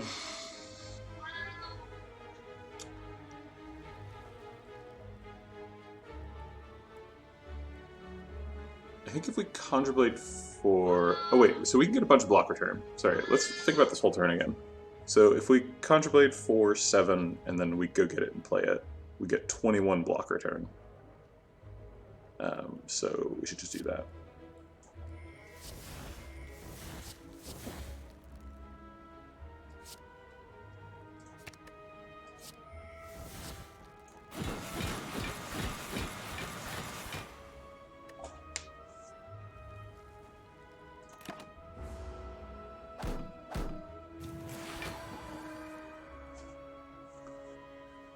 Okay, let's see. So they're attacking for 22. I could kill the Fungal Beast, but then I become vulnerable. And would take 18 from the Avocado. I can kill the Avocado, right? No, I'm 1 damage off of killing the Avocado. Well, that's upsetting. It seems like we're just going to let Wish and Orichalcum block for 14 and take 8, and let these two things tick.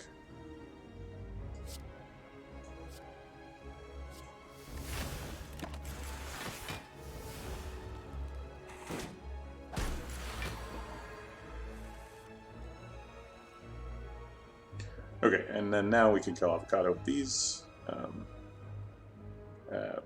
We could probably kill both of them.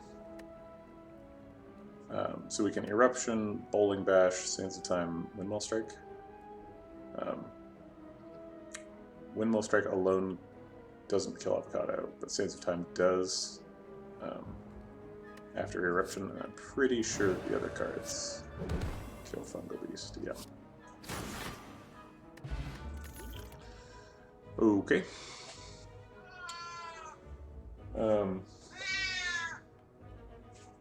How loud is that cat? Can you hear that cat clearly, or not? I think we already have a Meditate. Not interested in Flying Sleeves, and not interested in Consecrate.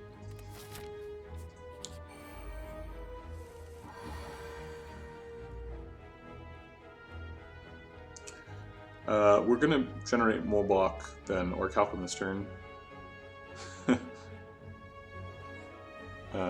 I wish, so most of the time she'll just sit up here and sleep, but she's old, so she's crotchety. So I think we're going to just play all the cards.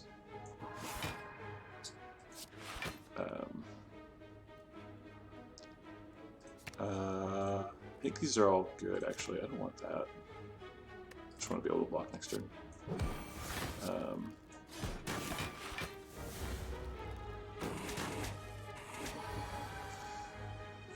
Okay, so we're going to attack for 24.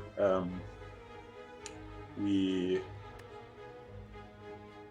can Vigilance for 12, and we need 12 more. We could Vigilance Empty Fist. Empty Fist generates 3, so we'd need 9 more. Then we'd have 2 more mana that we can spend on Deceive Reality twice, I guess. So let's do that.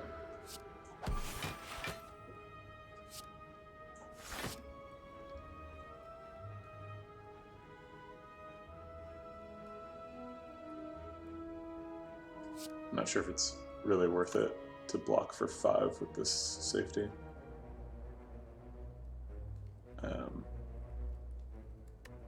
But I guess I will.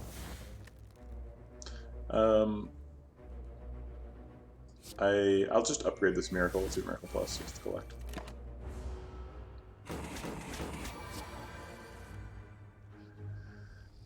Okay, this looks like a Wish turn.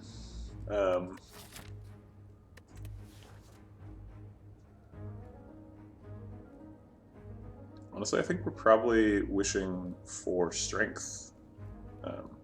And the next turn we're like, Sands of Time, Cut Through Fate, Windmill Strike. I guess we can't afford that next turn, but almost.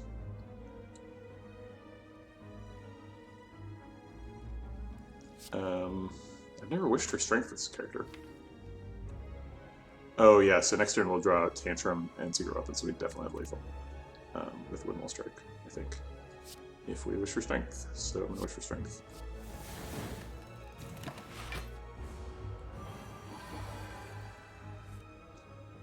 Okay, so, oh, we got Weakened. I forgot about that part. This math is really complicated.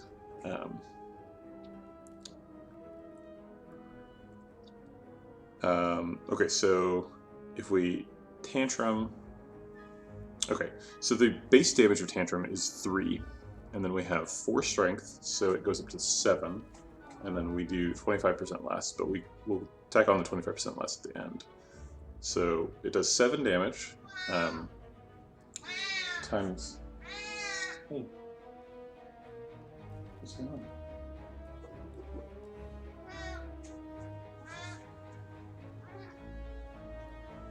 Okay, there you go.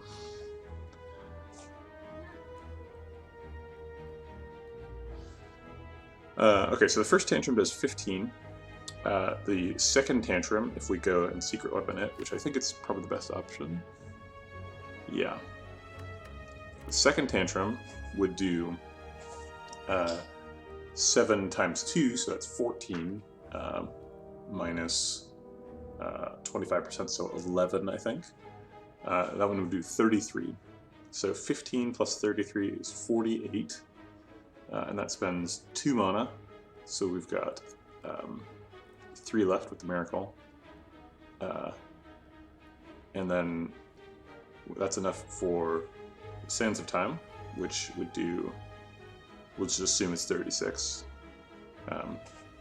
So 48 plus 36, although the rounding might change on the same time. 48 plus 36 is 84.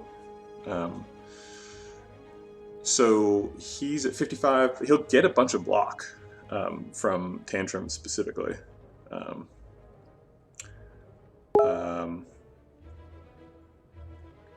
It's hard to figure out exactly how much block.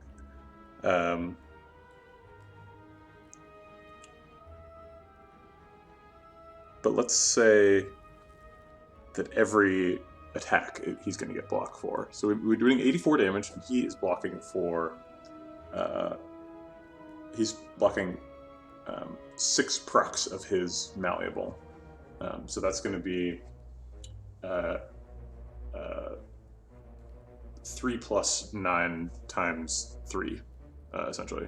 Or times 6 over 2 or whatever. So that's going to be...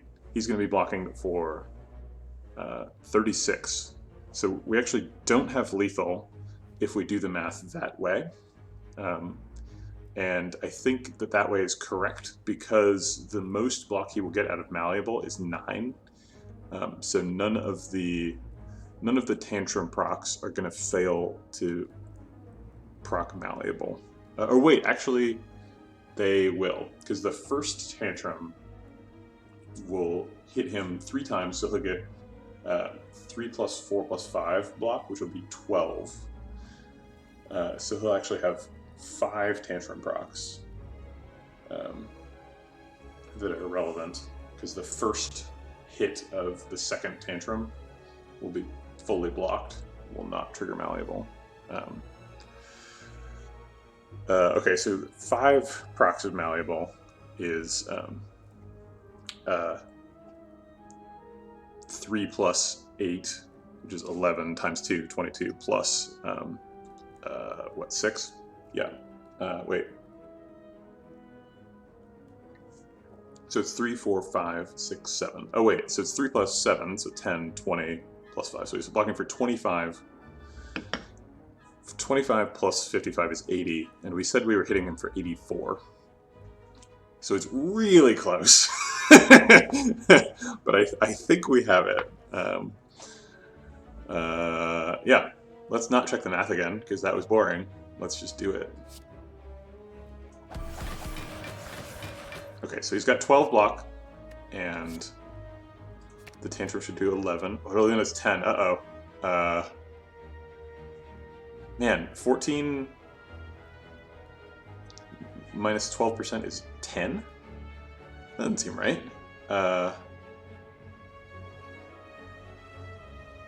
Okay, yeah, it's more than 12, I guess. Damn. Okay.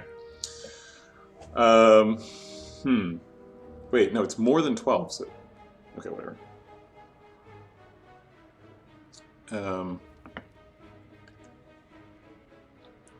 We can abort if we want to right now.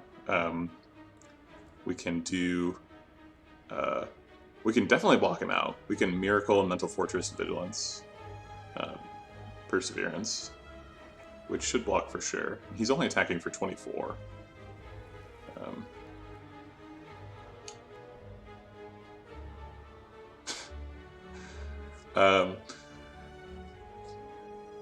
So this does 30. Now that the math is in front of us, we're going to have to do it in our head.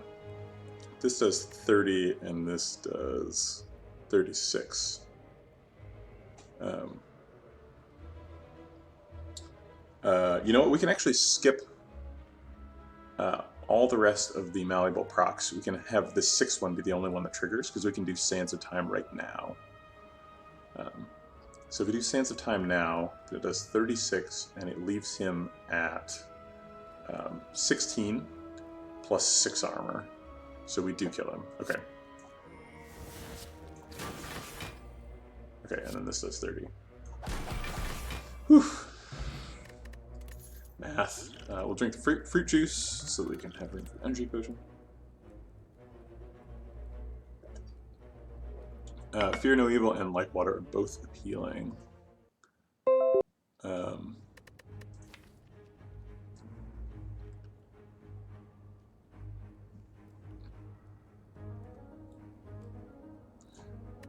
Like last run, we thought we were doing stance dancing, and then we got no stance dancing support.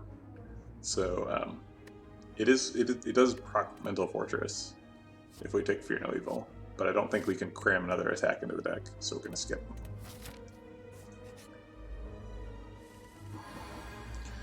Alright, so we can Secret Weapon on first turn for one of our sort of value over time attacks, like Windmill Strike or Sands of Time. Probably Windmill Strike. And then we can Wish Miracle Third Eye. Or we can just Wish. And take the armor, obviously.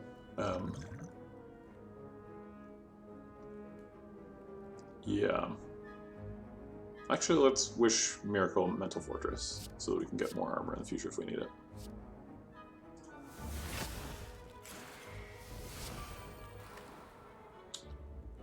Might as well prostrate here because we're not relying on Work Alchemy anymore. Okay, 14 is our passive block, so we don't have to do anything to get there. I think we're pretty happy to just energy pot Conjure Blade this turn. Worth noting that we are not we're not proccing the Mystic's heal. If we wanted to, we could like Tantrum Windmill Strike here, but then we would be taking double damage. And this is such a convenient juncture for Conjure Blade, so we're just going to take that chance.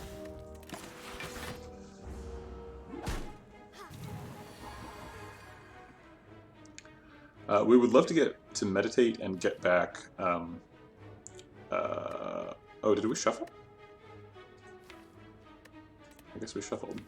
Yeah, I was thinking about Talk to the Hand, but I guess we've shuffled since then. That's wasn't that in our first hand? Has it?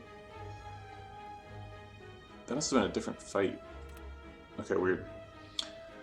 Okay, so we don't have any block other than Perseverance here.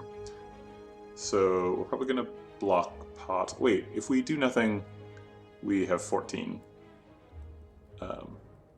So we're probably just going to do nothing. Let's go ahead and set up her to heal.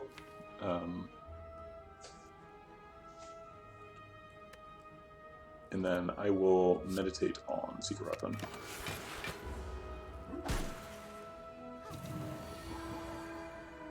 Wow, they're not even attacking at all.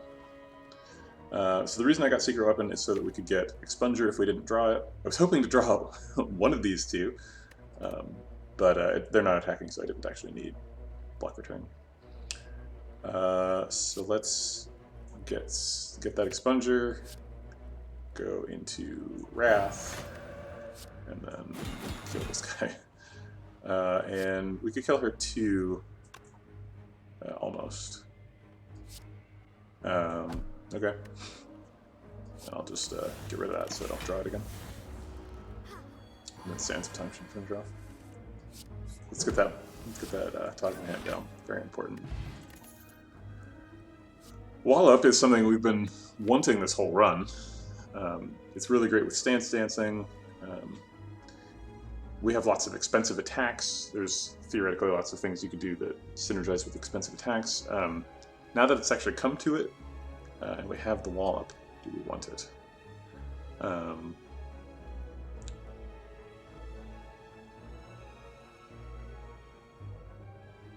I mean, Wall Up is a way better way of generating block than Talk to the Hand for this deck. But it's not upgraded. I think we're going to skip it. I don't think we can afford the other attack. Makes me sad. Okay, this is going to be a challenge. So Mental Fortress, we have lots of block though. So ideally we don't use Perseverance this turn. We've got a block pot too. Mental Fortress Vigilance is 16. They're attacking for 34.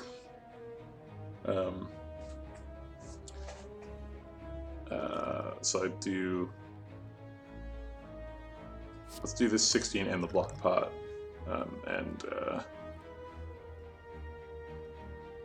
I guess we can miracle out Deceive Reality too.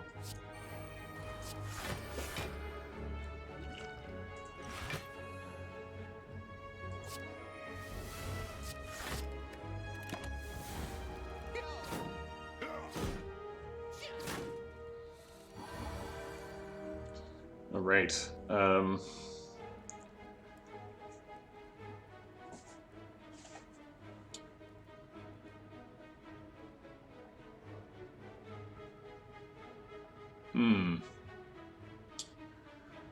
They are attacking for 24.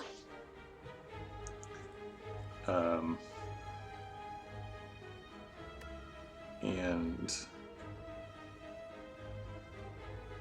somehow I don't even have enough block for them. I just have all attacks all the time. We can go get Talk to the Hand, and then I guess we can enter Wrath and then get back out of it. So Tantrum does get a lot of block return. So yeah, let's do that. So we talk to the hand. You want to hit this guy first because he nets you, and that's bad. Let's get that blocker turn. And then now I could theoretically use another attack, but I don't think I have one that I want to use. So let's... I guess I can end my turn with Meditate instead of Tranquility. So they were attacking for 24, so I will Safety. And then I can develop Foresight because I have an extra mana. Or I could develop Collect. No, I can't Collect because then I can't end the turn with Meditate. I could Tranquility Collect, I guess.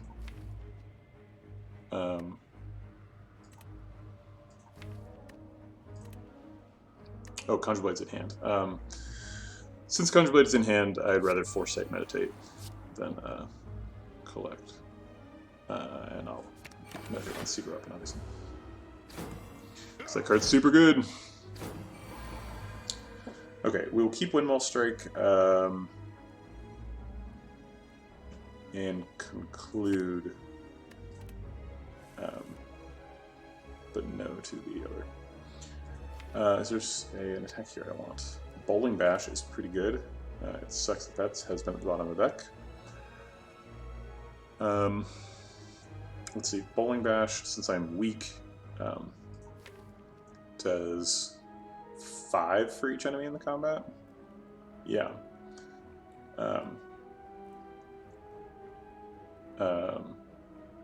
So it would do 15 damage, giving me 9 block return. 15 plus that is 24, so we would need 10 more damage to kill him.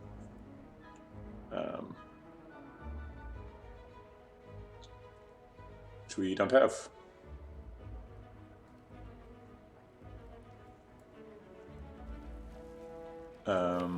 Let's see. What are other options? We could go get Tantrum, and we could Tantrum and Windmill Strike. We can't conclude while we're in Tantrum or we die. But we could Tranquility and then conclude, which is kind of lame.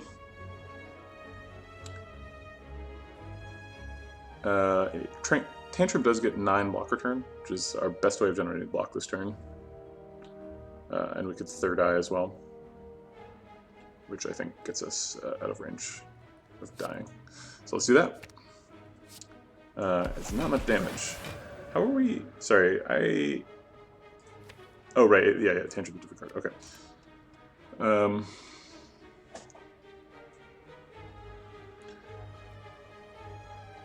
Let's see.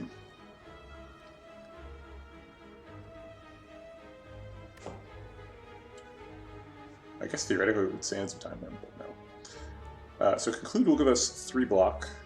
We want to go into Tranquility. There's no other attacks we want to use other than Windmill Strike. So this Conclude will do, it's hard to tell, but I think 9 damage. The round length could be different. Let's see, it does 12 by itself, so yeah, 9, let's see, 12, 25% 12 is exactly 3, so we'll do 9. So that'll do 9 damage, so if I Windmill Strike plus Conclude, that does not kill him. It does 24 instead of 28. So we probably want to Perseverance instead of Windmill Strike, so we can Perseverance, Third Eye, and Tranquility, and Conclude, which seems like plenty of block, probably. I'm not sure if I actually want to Third Eye. Yeah, there's no downside. Let's get rid of that, and we want these two. This is not a great use of Perseverance, but whatever. Yeah, and we like exactly block. That's great. Okay, we want to keep these two. I'll pitch Cut Through Fate. It's a good card, but I want the shuffle.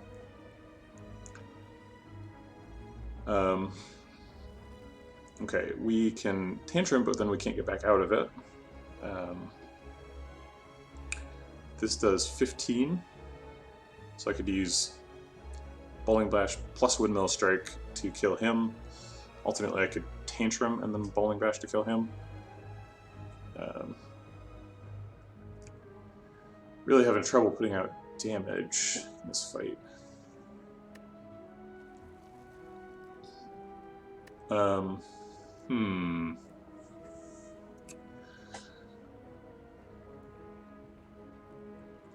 So these guys are attacking for 29, so if I double it, we die.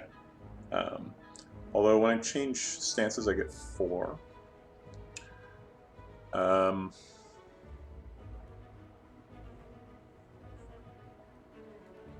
At the end of my turn, I Orichalcum and get 4, or get 6.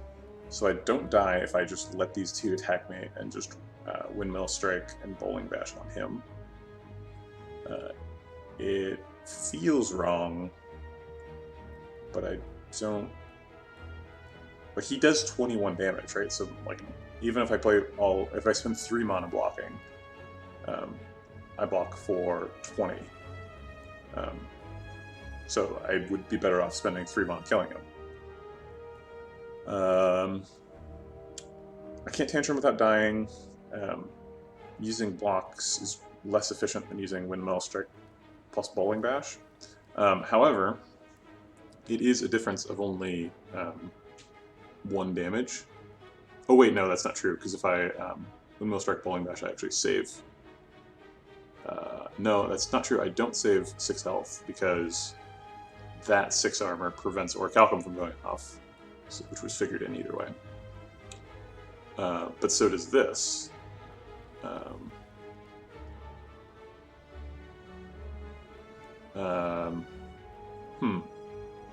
So if I block for 20, then I do die, because these guys are attacking for 29. So the only way for me to survive is to Windmill Strike Bowling Bash. So I guess I'll do that.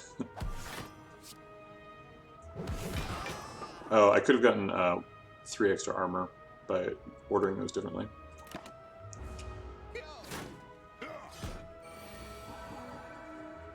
Alright, well, I'm really glad I have this up because these are bad.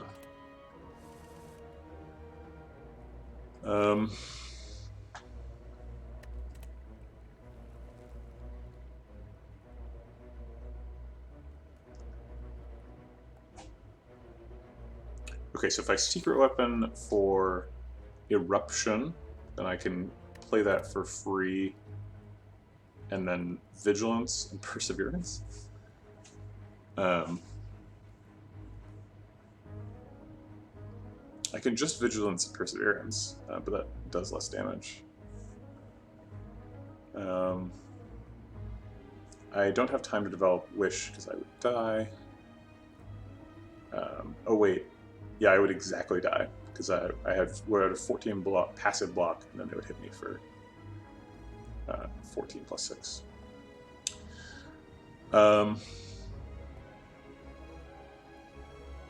Yeah, I don't see any better option.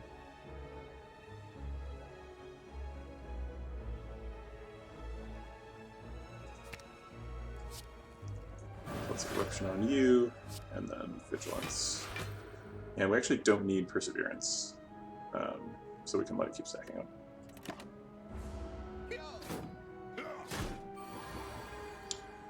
Okay, let's get rid of that for sure, and I might need Meditate to get back into Calm, because Tantrum is in this pile. This is not a good Conjure Blade turn. Okay, we did not draw Tantrum, so that didn't matter. If we Sands of Time conclude, we do kill him, and then Orichalcum would make it so that we only take 1 damage, but we can also Sands Third Eye, so we take 0. I'm going to Third Eye and leave the Cut Through trait there.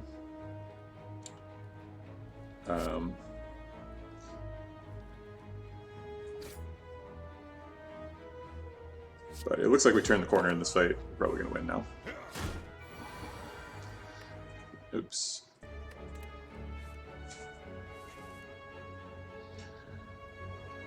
Okay, we need to block for 7, which I guess we will do with Vigilance, and then we will play Collect, because why not? Get a little bit more mana. Yeah, let's keep all of those.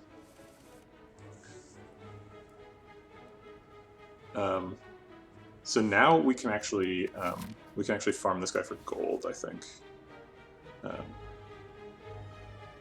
Yeah, so I'm gonna wish for gold, and then Miracle for Perseverance and Sands of Time, and then we'll kill the next turn with Windmill Strike.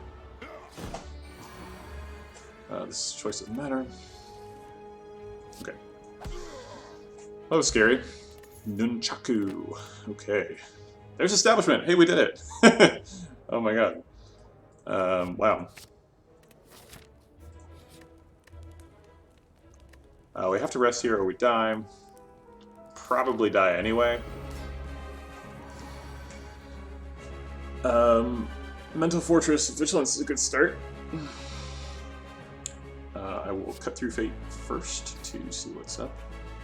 Oh, or we could just wish first turn. Darn. That's among the worst outcomes for cut through Fate. So now I have to choose.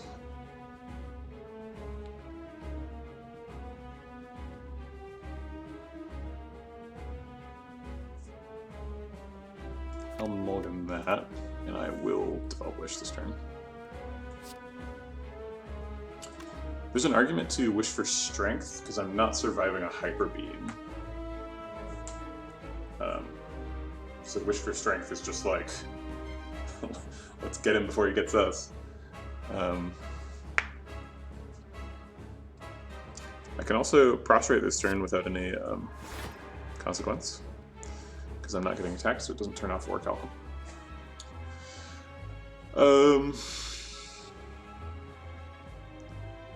Man, I really wish I could just Mental Fortress Vigilance this turn. It would have been way better.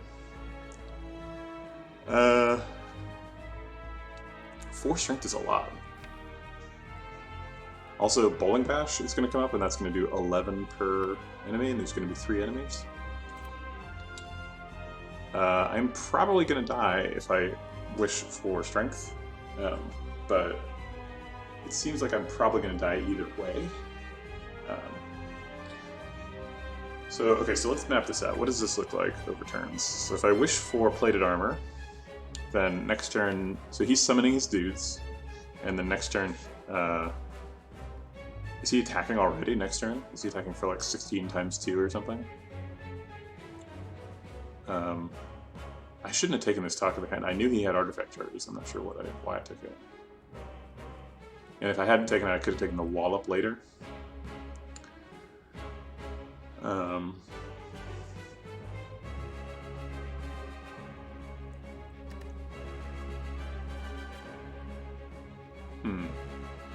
Yeah, we just didn't get a good draw this turn. We need to draw Windmill Strike and Sands of Time in the opening hand. Ideally an Establishment now that we have it. Okay, so now that the deck has Establishment, this is the first fight where I've had Establishment, so I'm not used to playing with it. Now that we have Establishment, the goal is to survive until Windmill Strike costs 0, and then play Windmill Strike every turn, right? And like Perseverance costs 0, and like we need to like add more stuff to like draw and scry more aggressively. So I think we have to assume that we're gonna draw Establishment, Windmill Strike, and Sands of Time next turn, and that I'm not gonna get attacked to death, and maybe get Secret Weapon or something. And so the way that we try and survive that is we wish for Plated Armor.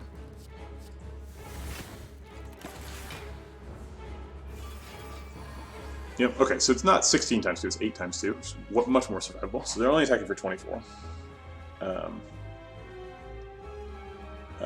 However, I have no ability to block. I can Secret Weapon for Talk to the Hand and then Bowling Bash. Right, it seems like that's the play.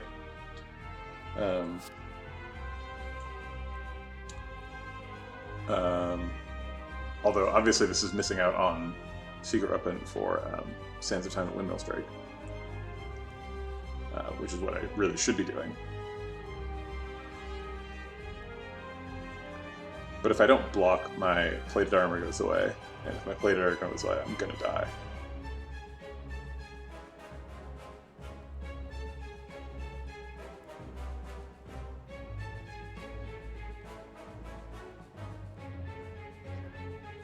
No.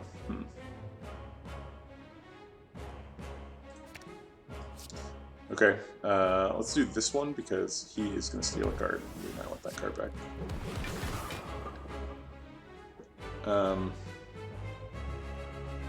Yeah, we're still not full blocking. That's the best we can do, though.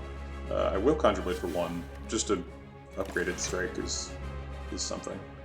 Oh my god, he took Establishment. Actually, that's kind of good, because it guarantees that we can get Establishment this turn. Or at least I thought that it did. Maybe it doesn't.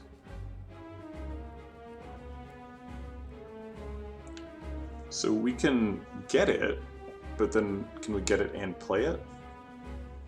We could Eruption Empty Fist to get it, which is 9 plus 18, which is 27. But that costs 3 mana, and we've only got 3 mana because the Act 1 Elite screwed us.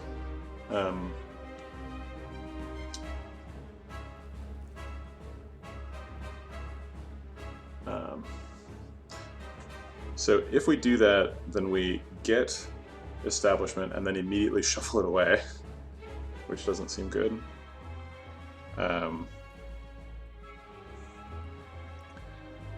I think we want to take the slow route through this phase. So we're going to try and block this 16. And then get Establishment next turn. We can Expunger him next turn, that's guaranteed. And we'll also still have Windmill Strike and Sands of Time. Although Windmill Strike will not cost 1, because we don't have Establishment.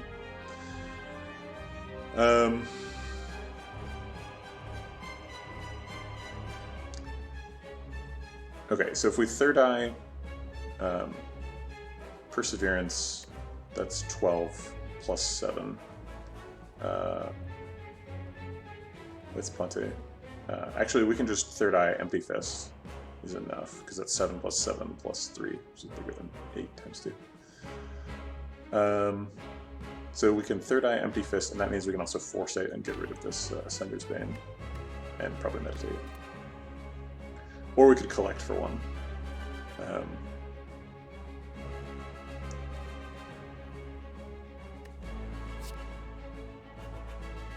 I guess we are scrying for 3 anyway, so scrying for 3 again is actually not very good, so we'll probably collect. Okay, so we're going to third eye, scry those away, Empty Fist for a bit of block, and then with our 1, we are going to... next turn is going to be expensive, so I guess we'll just collect. Okay. And we're going to end up with 5 cards now, so that's nice. Or 10 cards, rather. Okay, here comes the first big attack.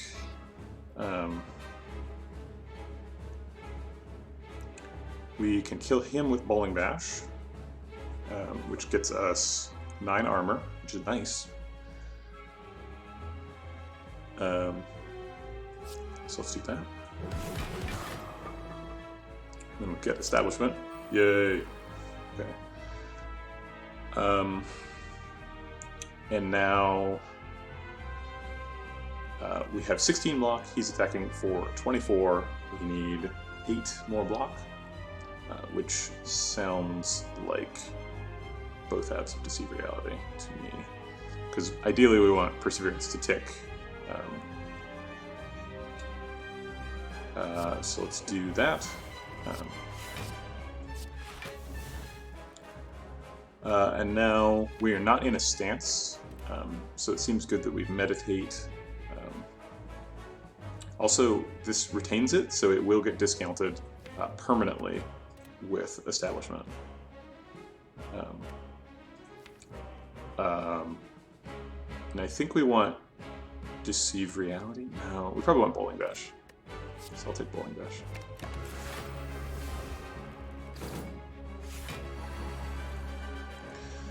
Okay, we're almost to Divinity, which is nice. So Divinity is going to come online at the same time as these cost 0, and that's very exciting. Bowling Bash will not retain this turn, so we should play Bowling Bash. What is he going to steal? He will steal either Mental Fortress, Foresight, or Conclude. He will choose randomly.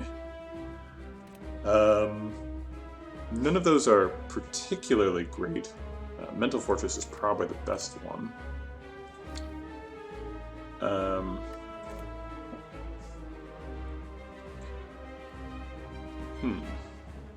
So he is also going to Hyper Beam next turn, and I have done 7 damage to him, which seems sort of problematic. If I prostrate this turn, then I'm guaranteed to hit Divinity next turn because of Demario or whatever. I can freely go into Wrath because next turn I'm going into Divinity anyway. Maybe I should Secret Weapon for Conclude this turn, and if I sort of Wrath Conclude, that's pretty cool.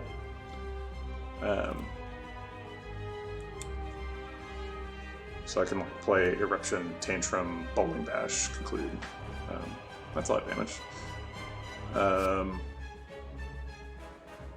Yeah. Okay, so let's Eruption. Let's see. It's a high priority to kill him because he will be attacking next turn too. And we have to survive this attack somehow. So getting rid of the damage seems like it's a good idea. And we might need Stance Dancing block to get there from Mental Fortress. So we should plan on keeping that around. Although we will be in Divinity next turn, so Stance Dancing is kind of an insane idea. So let's target him. So this does 28, and then this does 24. If you put those two together, you get lethal damage for him. So that's great. So let's do that, and then Tantrum on you, and get a little bit of poke in. And there's no way for me to spend my last energy. I do get Nunchaku after I attack next turn. So it's looking like maybe Mental Fortress and then like Tantrum, Cut Through Fate, Empty Fist Tantrum will generate some block. Although then I end up in Wrath, and that seems bad. Not sure how I'm going to survive that. I do have Vigilance in hand right now. I won't have it next turn. And there's no point in Stance Dancing because I'm going to go into Divinity. Okay, here we go. Yikes. Okay, 58.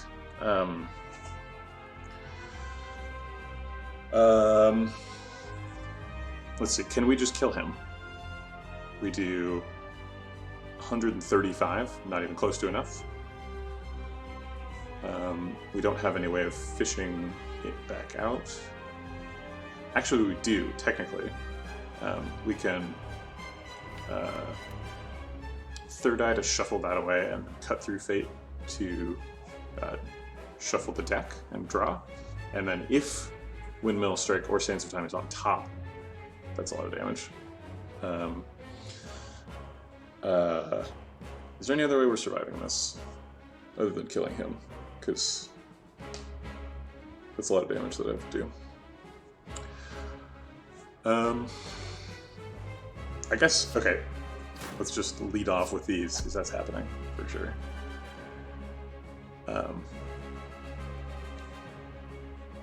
Okay, so I have 2 attacks still in hand for a total of 48 damage. But that means that I still need to find 118, which is more than either of those attacks I just used to do. Um, so we're just screwed. There's no way. We do get to draw a card from a shuffled deck, and that does add some information to the situation, so I guess it's good to find out what that information is. So let's get rid of Tantrum and draw a card. It's Secret Weapon, which is among the best options. But even if I go get Windmill Strike, like, what happens then? Maybe it was a mistake to kill him? Maybe Bowling Bash damage? No. Expunger's only 1. Yeah, Windmill Strike is clearly the pick, but I don't survive.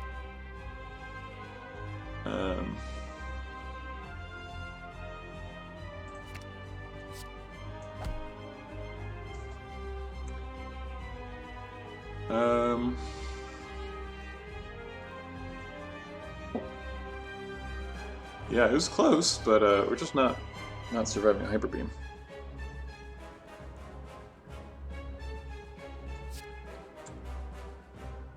Alright, well, I guess let's play all the other cards in the correct order, just in case I'm wrong about something. Yeah. Oh wait, we do! Oh my god, we survived Hyper Beam. Oh, no, we didn't. Yeah, Act 2's hard. Shoot. Well, that's unfortunate. Alright, well, let's go again. Dang, Ascension 15, man. I'm not good enough at this game. Not winning. Okay, so a bunch of thinking about this initial choice I did last time, but that was when I had a rare card available. There's no rare card here. 6 max HP is appealing. Choose a colorless card can be cool. I've never done this choose a rare colorless. It doesn't seem good enough. But this is a new run, so let's do some math. Let's figure out what we think about the average colorless card. So I'm going to switch my OBS view over to desktop, and we're going to look at the wiki for a bit. So we're going to do colorless cards, and we're going to figure out how much we think we like them. And this is for rare colorless cards. We'll do rares first, and then we'll do commons. It did say common, right? No, it just says a colorless card. Okay. Apotheosis is pretty good. I don't know if it's good enough to want from Meow, because it doesn't do any damage. Okay, so I guess we have to rate them all. Apotheosis, I'm going to say, is a 3. It's, like, pretty out there. Chrysalis, I think, is, especially when upgraded, is, like, run-definingly good. But not good in Act 1, so I'll give it a 3 again. Hand of Greed is great. I love it. It's, like, one of the best Meow options. Magnetism is such a weird card. It's usually pretty good, but it's a 2-cost power in Act 1, and you usually don't have time for that, so I'm going to give it a 2. Master Strategy is great and run-defining. I'm skeptical about giving it a 5 because it's not an attack, but I will give it a 5. Mayhem is honestly kind of bad. There's a lot of cards that are like situational, especially for Watcher, so you end up like, oh no, I accidentally went into Wrath or something, and so you don't really want to play Mayhem. Metamorphosis is quite a bit better than Chrysalis, but it's still a 2-cost do-nothing card in Act 1, so I'll give it a 4. Panache is just really fucking funny, and I love playing Panache decks, so I'll give it a 5. Sadistic Nature is kind of interesting. There's actually, okay, so there's a card for Watcher where I'm just like, why does this card even exist? Which is like Wave of the Hand, which is whenever you gain block this turn, give 1 week to all enemies. Sadistic Nature makes that card so good, because then you're doing, whenever you block, do 3 AoE damage, and you start feeling like an ironclad with Corruption Dead Branch pretty quick. So I'll give Sadistic Nature. It's like, it combos with an uncommon card, and like Watcher doesn't have a ton of ways to inflict status effects, so I'm gonna give it a 4. Secret Technique is pretty great, but it's not as good as Secret Weapon. I'll give it a 4. I'll give Secret Weapon a 5. The Bomb pretty much just wins Act 1 for you, as long as you can find blocks. It doesn't deal with Gremlin Knob very well, but it's pretty great. I'll give it a 4. Thinking Ahead is kind of weird. Sometimes there's benefits for putting stuff on top of your deck. For Watcher specifically, that means that you can get rid of it and get it out of your hand, which is kind of neat if you like have a bunch of curses or something. But it doesn't kill stuff, so I'm giving it a 3. Transmutation is just super odd, but it does do good stuff, so I'll give it a 3. And Violence, it's really hard to combo with this as a Watcher in Act 1, so I'm gonna give it 2. I'm gonna give it 1. It's bad. Okay, so the average value for a Niao rare colorless card is 3.4, which is pretty much the same number as we gave a rare Watcher card. It's like not great, but it's okay. If you a rare Watcher card technically rounded up is like 3.5 something, so like it's slightly worse than that, and you have to pay 6 max health, so I don't think we're doing it.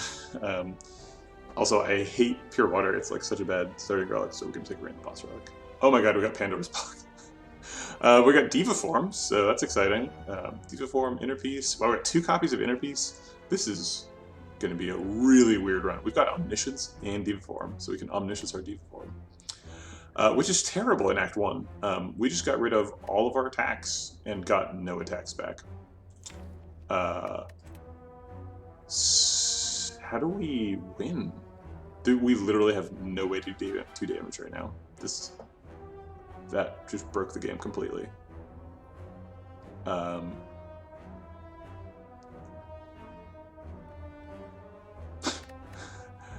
guess, wow. Yeah, we have to like go to question marks, and no, you never start with a question mark. You always start with a fight, and I have to lose that fight because I have no way to do damage.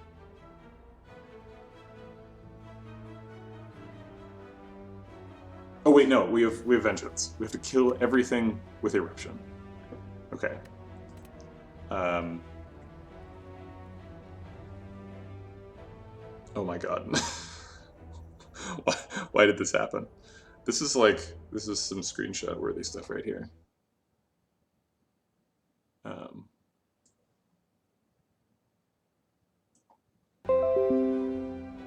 I don't even know what to say about this. This is going to be a really challenging run.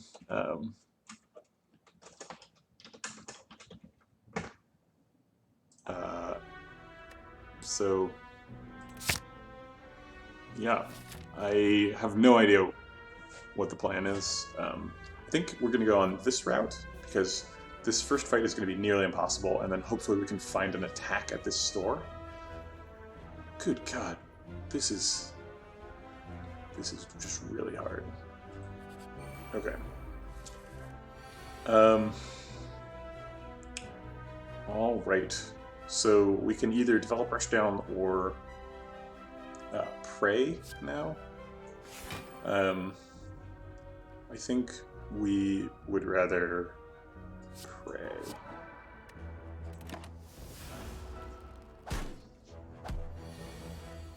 All right, we found the Eruption.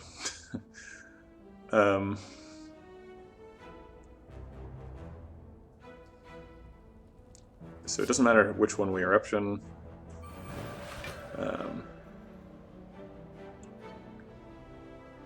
And then we're going to Vigilance, and we're going to Pray again.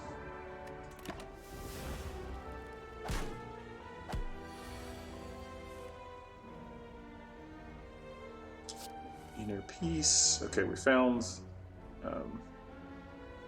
Eruption again. So let's hit this same one.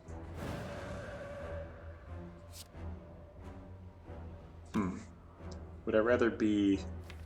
I guess I'm guaranteed to be able to be in calm next turn, so I'd rather have Swivel up. Okay, this is surprisingly possible. This is a winnable fight. Go back into Vigilance and Pray.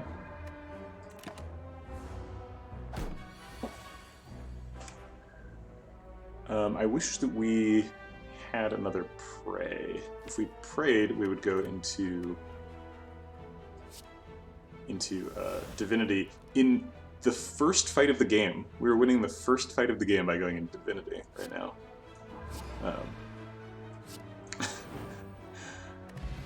And just nuking the poor little hallway monster. Okay, so we got 3 attacks, which is great. That's exactly what we needed. We don't have any scrying, so we're probably not picking Weave. Although, maybe we need scrying, huh? It doesn't work very well with Swivel. We definitely need, like, an engine that does damage. And Fear No Evil does do the most damage. We also have 2 copies of Inner Peace, so we are going to be in calm all the time. And we have a copy of Rushdown. God, what is this? What do I do with this deck? We're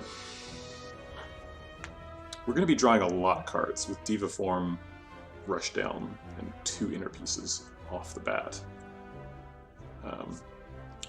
So which one of these cards is the best if you're already drawing a lot? I think it's just lucky, to be honest, because then you can filter out what you're drawing and then draw.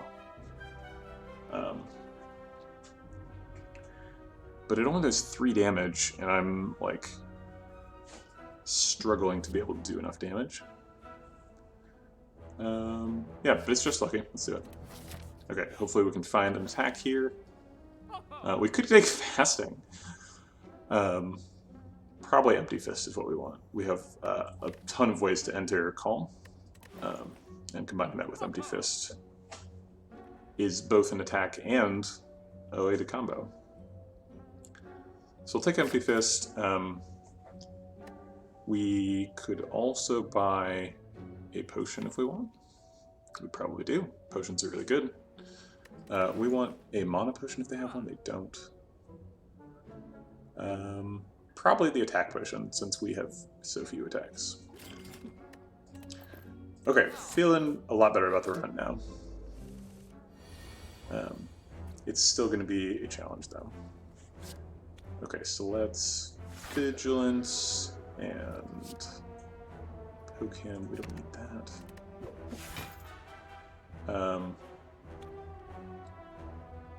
And then I guess I don't want to Inner Peace, because if I get Eruption, I can't play it. So I'll pray.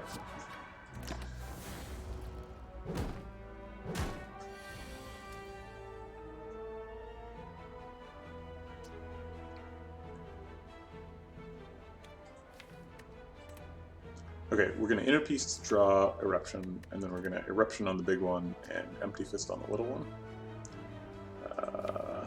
Yeah, and then... Do we have, like, no block also? We've got Vigilance for block and Swivel. Vigilance, Swivel, and now just Lucky. Okay, so we're Inner Piecing to draw, and then we're...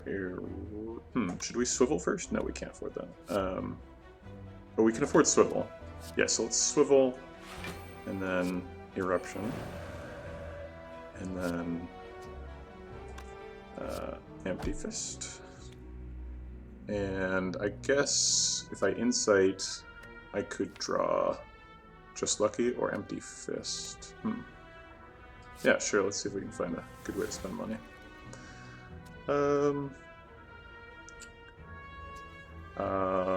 Pray.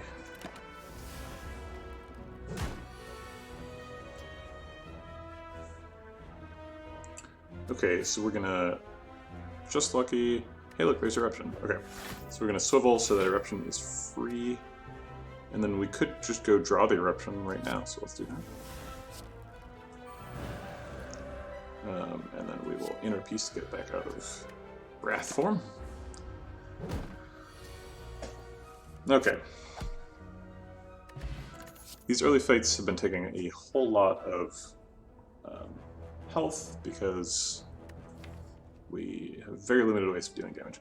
So there's a crazy amount of stance manipulation in here. So let's take Flurry of Blows. Mental Fortress would also be good, but I've had trouble finding Flurry of Blows in recent games, so I just want to take it to have it. I'm going to avoid hallway fights because I'm like in danger of losing them. Okay, we probably want to remove a card, like a prey. It seems like we've got too much praying going on.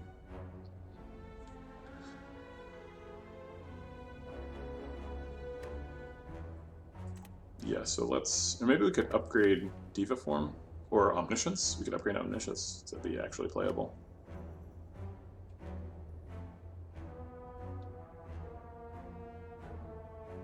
I do like going into Diva Form. Like, having 2 praise is not bad. They don't, like, do anything when you play them, though. The problem with Prey is that you have to play 2 of them, or you have to play 4 of them to get anything out of it. Once they're upgraded, it's down to 3, but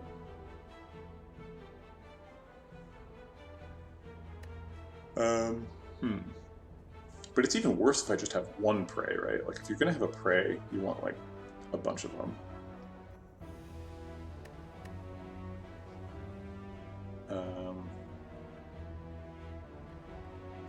I think let's upgrade Omniscience, because it's currently completely useless.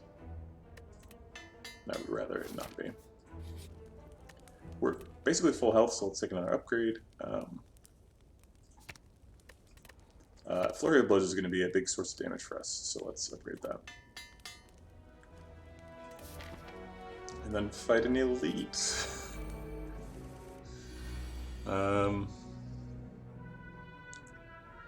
We can turn 1 Diva Form. It seems like we don't need to, though. We should probably Empty Fist. So I think it's probably Swivel, Empty Fist, Inner Peace this turn.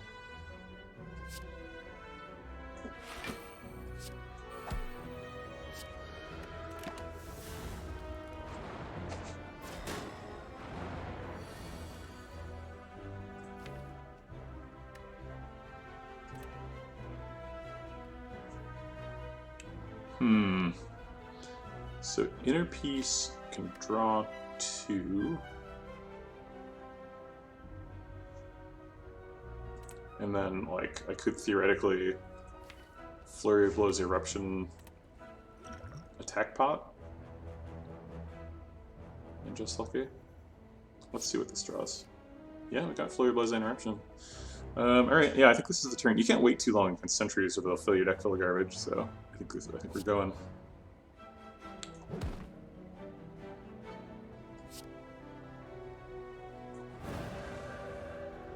I guess let's find out what's in the attack pot. Reach Heaven seems good. Let's see. How do we waste the least amount of damage on this one? I guess this is 18 damage.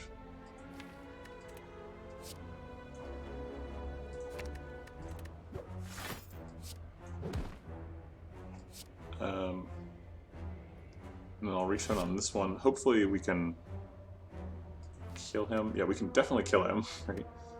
And then I guess I'll develop these 2. Just casually take 18.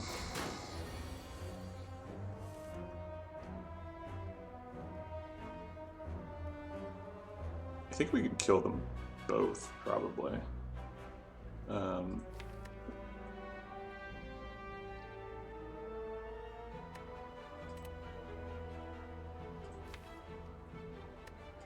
Yeah, we can. Okay, so let's flurry of blows, kill him, and then omniscience to kill the other one. I think Reach Heaven does it. Eruption also does it. Empty Fist probably does it, but yeah, okay. Oh great, now we can, okay, now we don't have to get damage, okay. We can just wait people out with Diva Form and Omniscience and somehow generate infinite block. Hey, there's Way of the Hand. Just talking about. Windmill Strike was quote-unquote good in the last deck, but I don't think it's good here. I do still need attacks, kinda, but this is a functioning deck now. It's not like, oh my god, how do I do damage?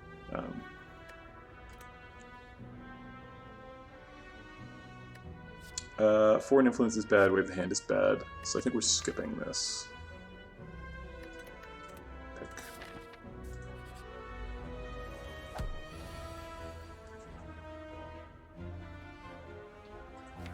Okay, so we're omnisciencing, but what are we omnisciencing here?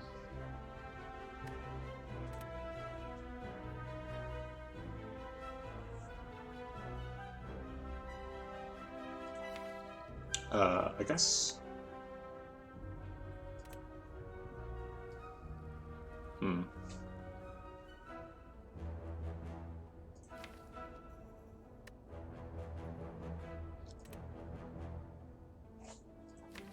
This is tricky. Because if I Omniscience Vigilance, then, like, my only block is Swivel. And it also seems like I'm kind of falling behind to Jawworm. But I'd rather not take 12. So I guess I'll do it.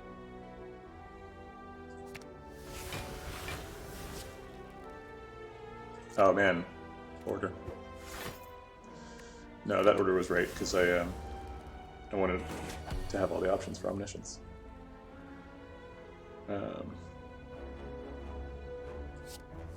Okay. Now I want to Just Lucky first.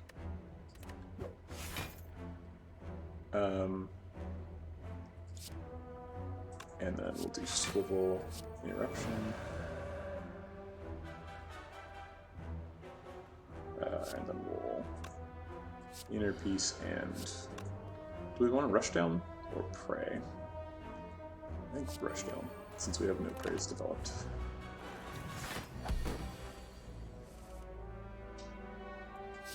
Okay, so we're gonna Flurry of Blows, Eruption, Flurry of Blows, Empty Fist. Cool. Early Talk to the Hand, which seems really good with Flurry of Blows, so, and Just Lucky and stuff, so yeah, that's in for sure. The Boot. Probably the worst relic, it's unfortunate. I'm not feeling great about this Elite, because we're going to a store right after, we only have 86 gold. So I think maybe we skip this one, and we just go here and take that Elite. And if it's Gremlin now, I could like die, right? So, yeah.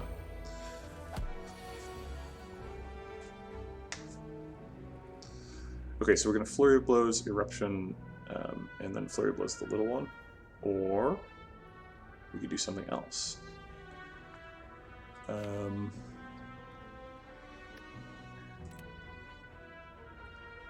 Because that plan has us taking 14.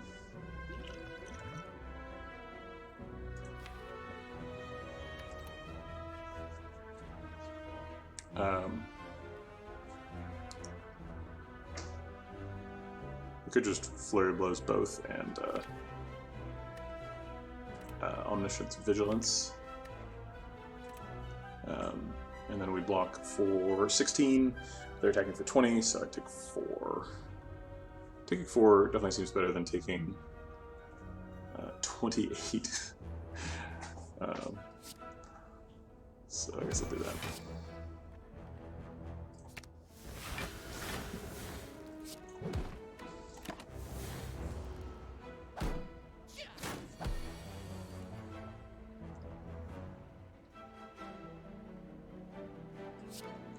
Okay, so we can develop Talk to the Hand on the Slaver.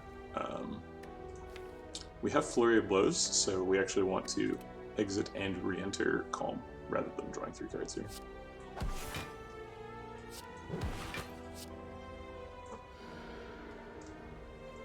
We don't have enough block to ignore the damage from the Louse, so we will kill him instead of getting 2 more block return.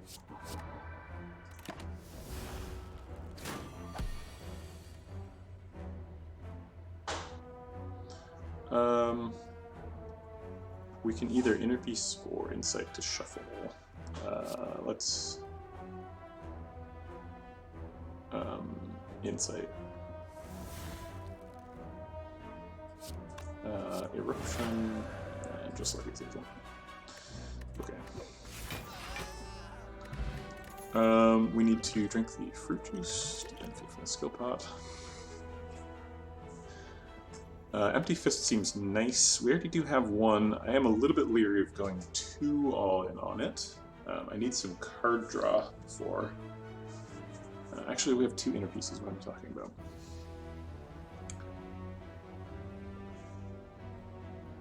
Yeah, okay. Take a second Empty Fist. Cut Through Fate is also good. But, actually, eventually this is a Diva Form deck, right? Because we have Diva Form. We've never played it, but eventually it's going to be the core of what we're doing. And Cut Through Fate is way better with Diva Form, because it, you know, lets you spend your infinite mana. So let's take Cut Through Fate. Oh man, free chest. White Beast statue. I guess that's pretty good, actually. It used to be a boss relic. I think we need the Talk to the Hand upgrade. Talk to the Hand makes his passive not work, which is pretty funny. Let's see, is there anything else we need an upgrade for? Swivel's like our only source of block. Yeah, so let's get the Talk to the Hand upgrade. And now I do feel like we could beat Gremlin Knob, if it comes down to it. I would like to be able to swivel Eruption, but it is not in the cards because that would take 16. So I think we're going to do the standard Omniscience Vigilance trick, which for some reason is happening in every game.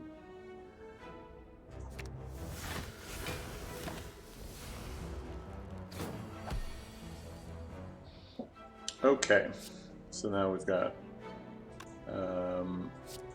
some stuff. I'm actually getting quite a few boot procs.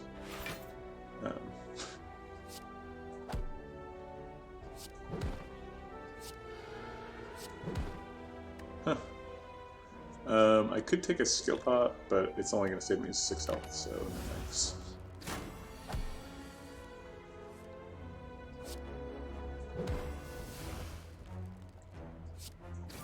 Should be able to find lethal here. Actually, I'll keep that on top so that I can inner piece into it. Oh wait, don't need to. Okay, let's discard the Blessing of the Forge. Should have used it this fight. Second Talk to the Hand is great. Okay, I said I could beat Gremlin Nub. Let's find out.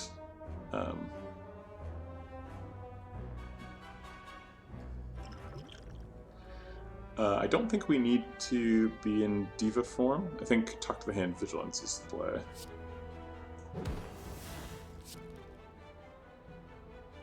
It's possible Rushdown's good, but I would rather get the 2 extra energy when I enter Wrath versus drawing 2 cards. I think. Yeah, because currently my only way to enter Wrath is Eruption, and that's going to mean that I have... Well, I do have some 0-cost attacks, so drawing cards is valuable. But I think the extra run is more valuable.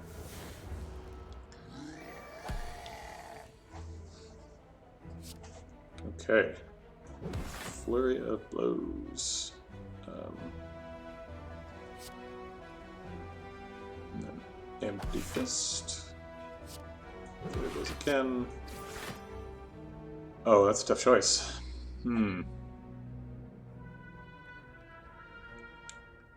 guess I'll take Talk to the Hand because I don't want to get punched really hard.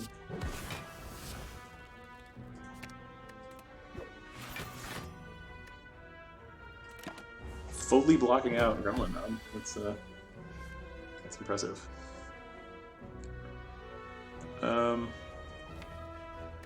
If we Omniscience Eruption here, do we win? I think we do.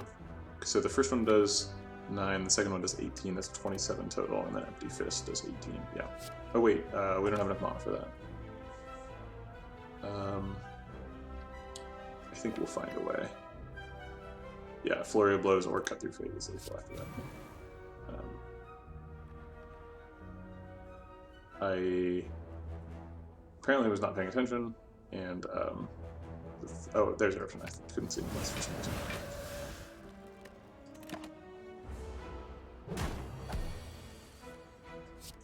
Okay. Yeah, I'm glad we took the route we took because that was scary. I think we want. Let's see. Actually, did we do anything with Dexterity? We are mostly depending on block return, so we don't really need Dexterity. So I'm going to get rid of Dex Spot and replace it with Attack Spot. Halt is pretty great when you are stance dancing and drawing a lot of cards. And we have this rush down, so it seems like we should be doing that.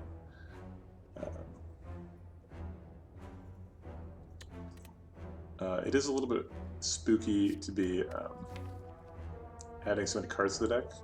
I think maybe I'll just stay here, stay at 17, because this deck's pretty good. I feel pretty good about beating the boss. And I'm not sure what challenge Halt lets me overcome, right?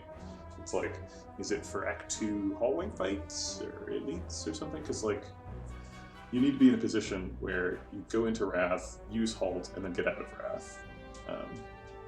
And right now, my only way of entering Wrath is Eruption. So I'm not going to pick Halt. Sash Whip is worth considering, but I don't really have enough attacks to make that consistent, and it kind of junks up the deck. I want to be Flurry of Blowing 7 times a turn, not Sash Weapon. That signature move is terrible. I think we can survive if we take an upgrade. It's possible that's not true.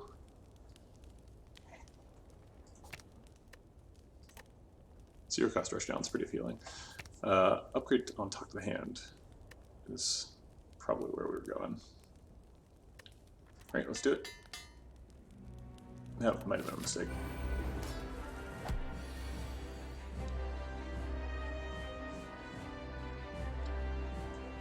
We could just Diva Form right now.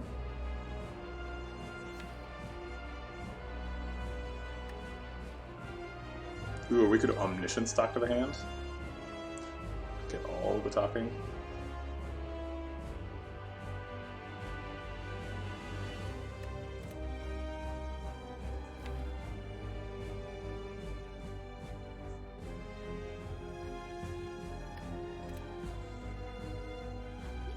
I think Omniscience Talk to the Hand is pretty appealing.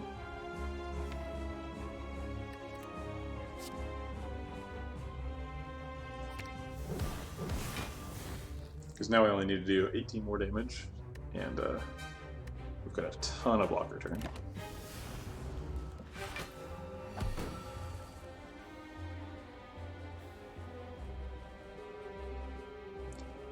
Alright, let's crack open the attack pot.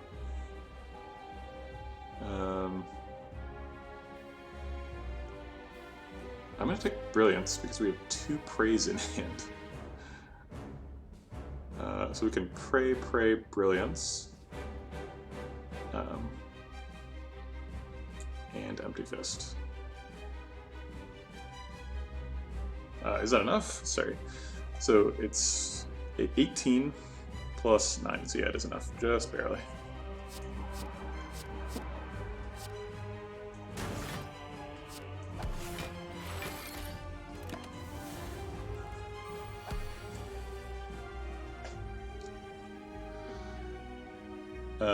We have more block return than he's doing damage, so we can do this safely.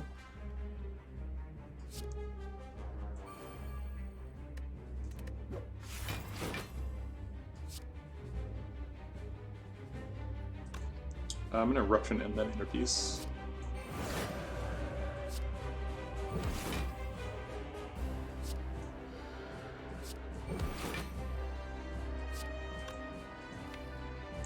I don't really need to play this Insight because it retains, so... This is the weirdest Guardian fight I've ever had by far. I've never had more block return than he has armor, or than he has thorns. So that's nuts. That doesn't happen. Let's Insight again. I would like to Eruption, but I would also like to be getting Flurry of Blows, and I'm not. Which makes me sad.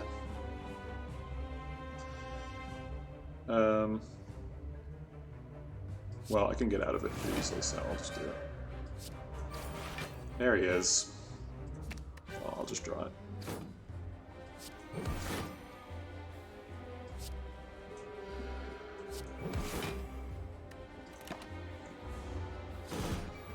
It looks like we're perfecting this, unless I mess up.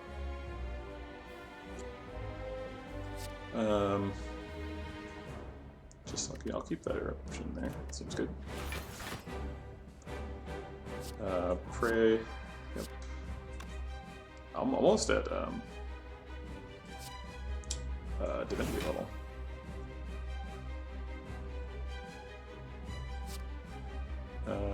I will exit the stance just for the damage.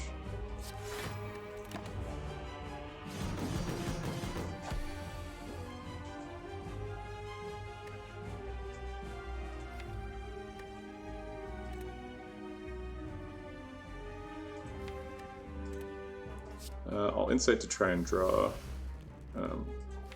Flurry of Blows.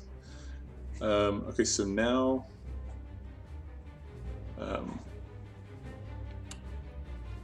I want to... I'm going to draw Flurry of Blows at the correct time for next shuffle, so I don't want to play Cut Through Fate this turn.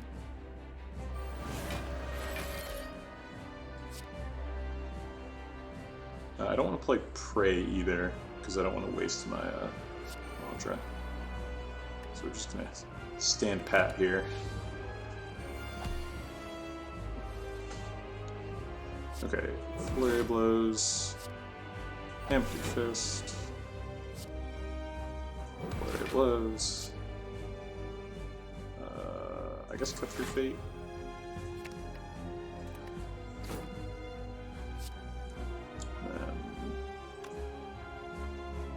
I can Pray to enter Mantra, which returns the thing also. And kill you with Brilliance. Wow. We probably want Lessons Learned. We need a lot of upgrades. We already have a Diva form. Scrawl is actually pretty good, though.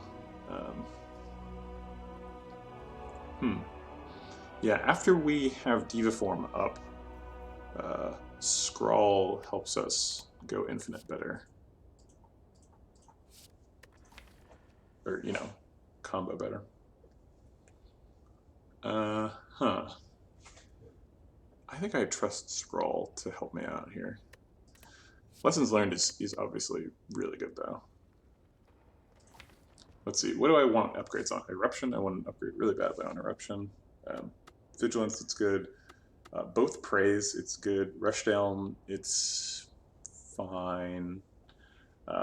Inner Pieces, Diva form, just look at. I do want a lot of upgrades. Empty Fist, I don't really care. Cut Through Fate's quite good. Yeah, the only cards in the deck that don't really want upgrades are Empty Fist, and that's it. Swivel, kinda.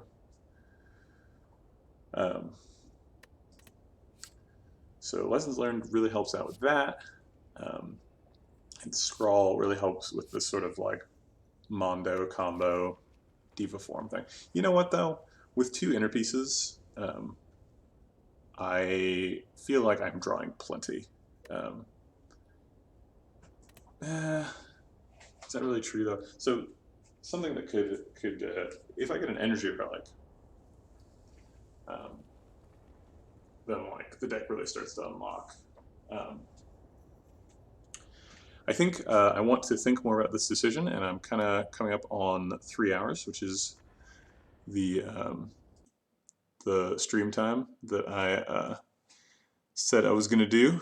Do I still have this in Chrome mode? My bad.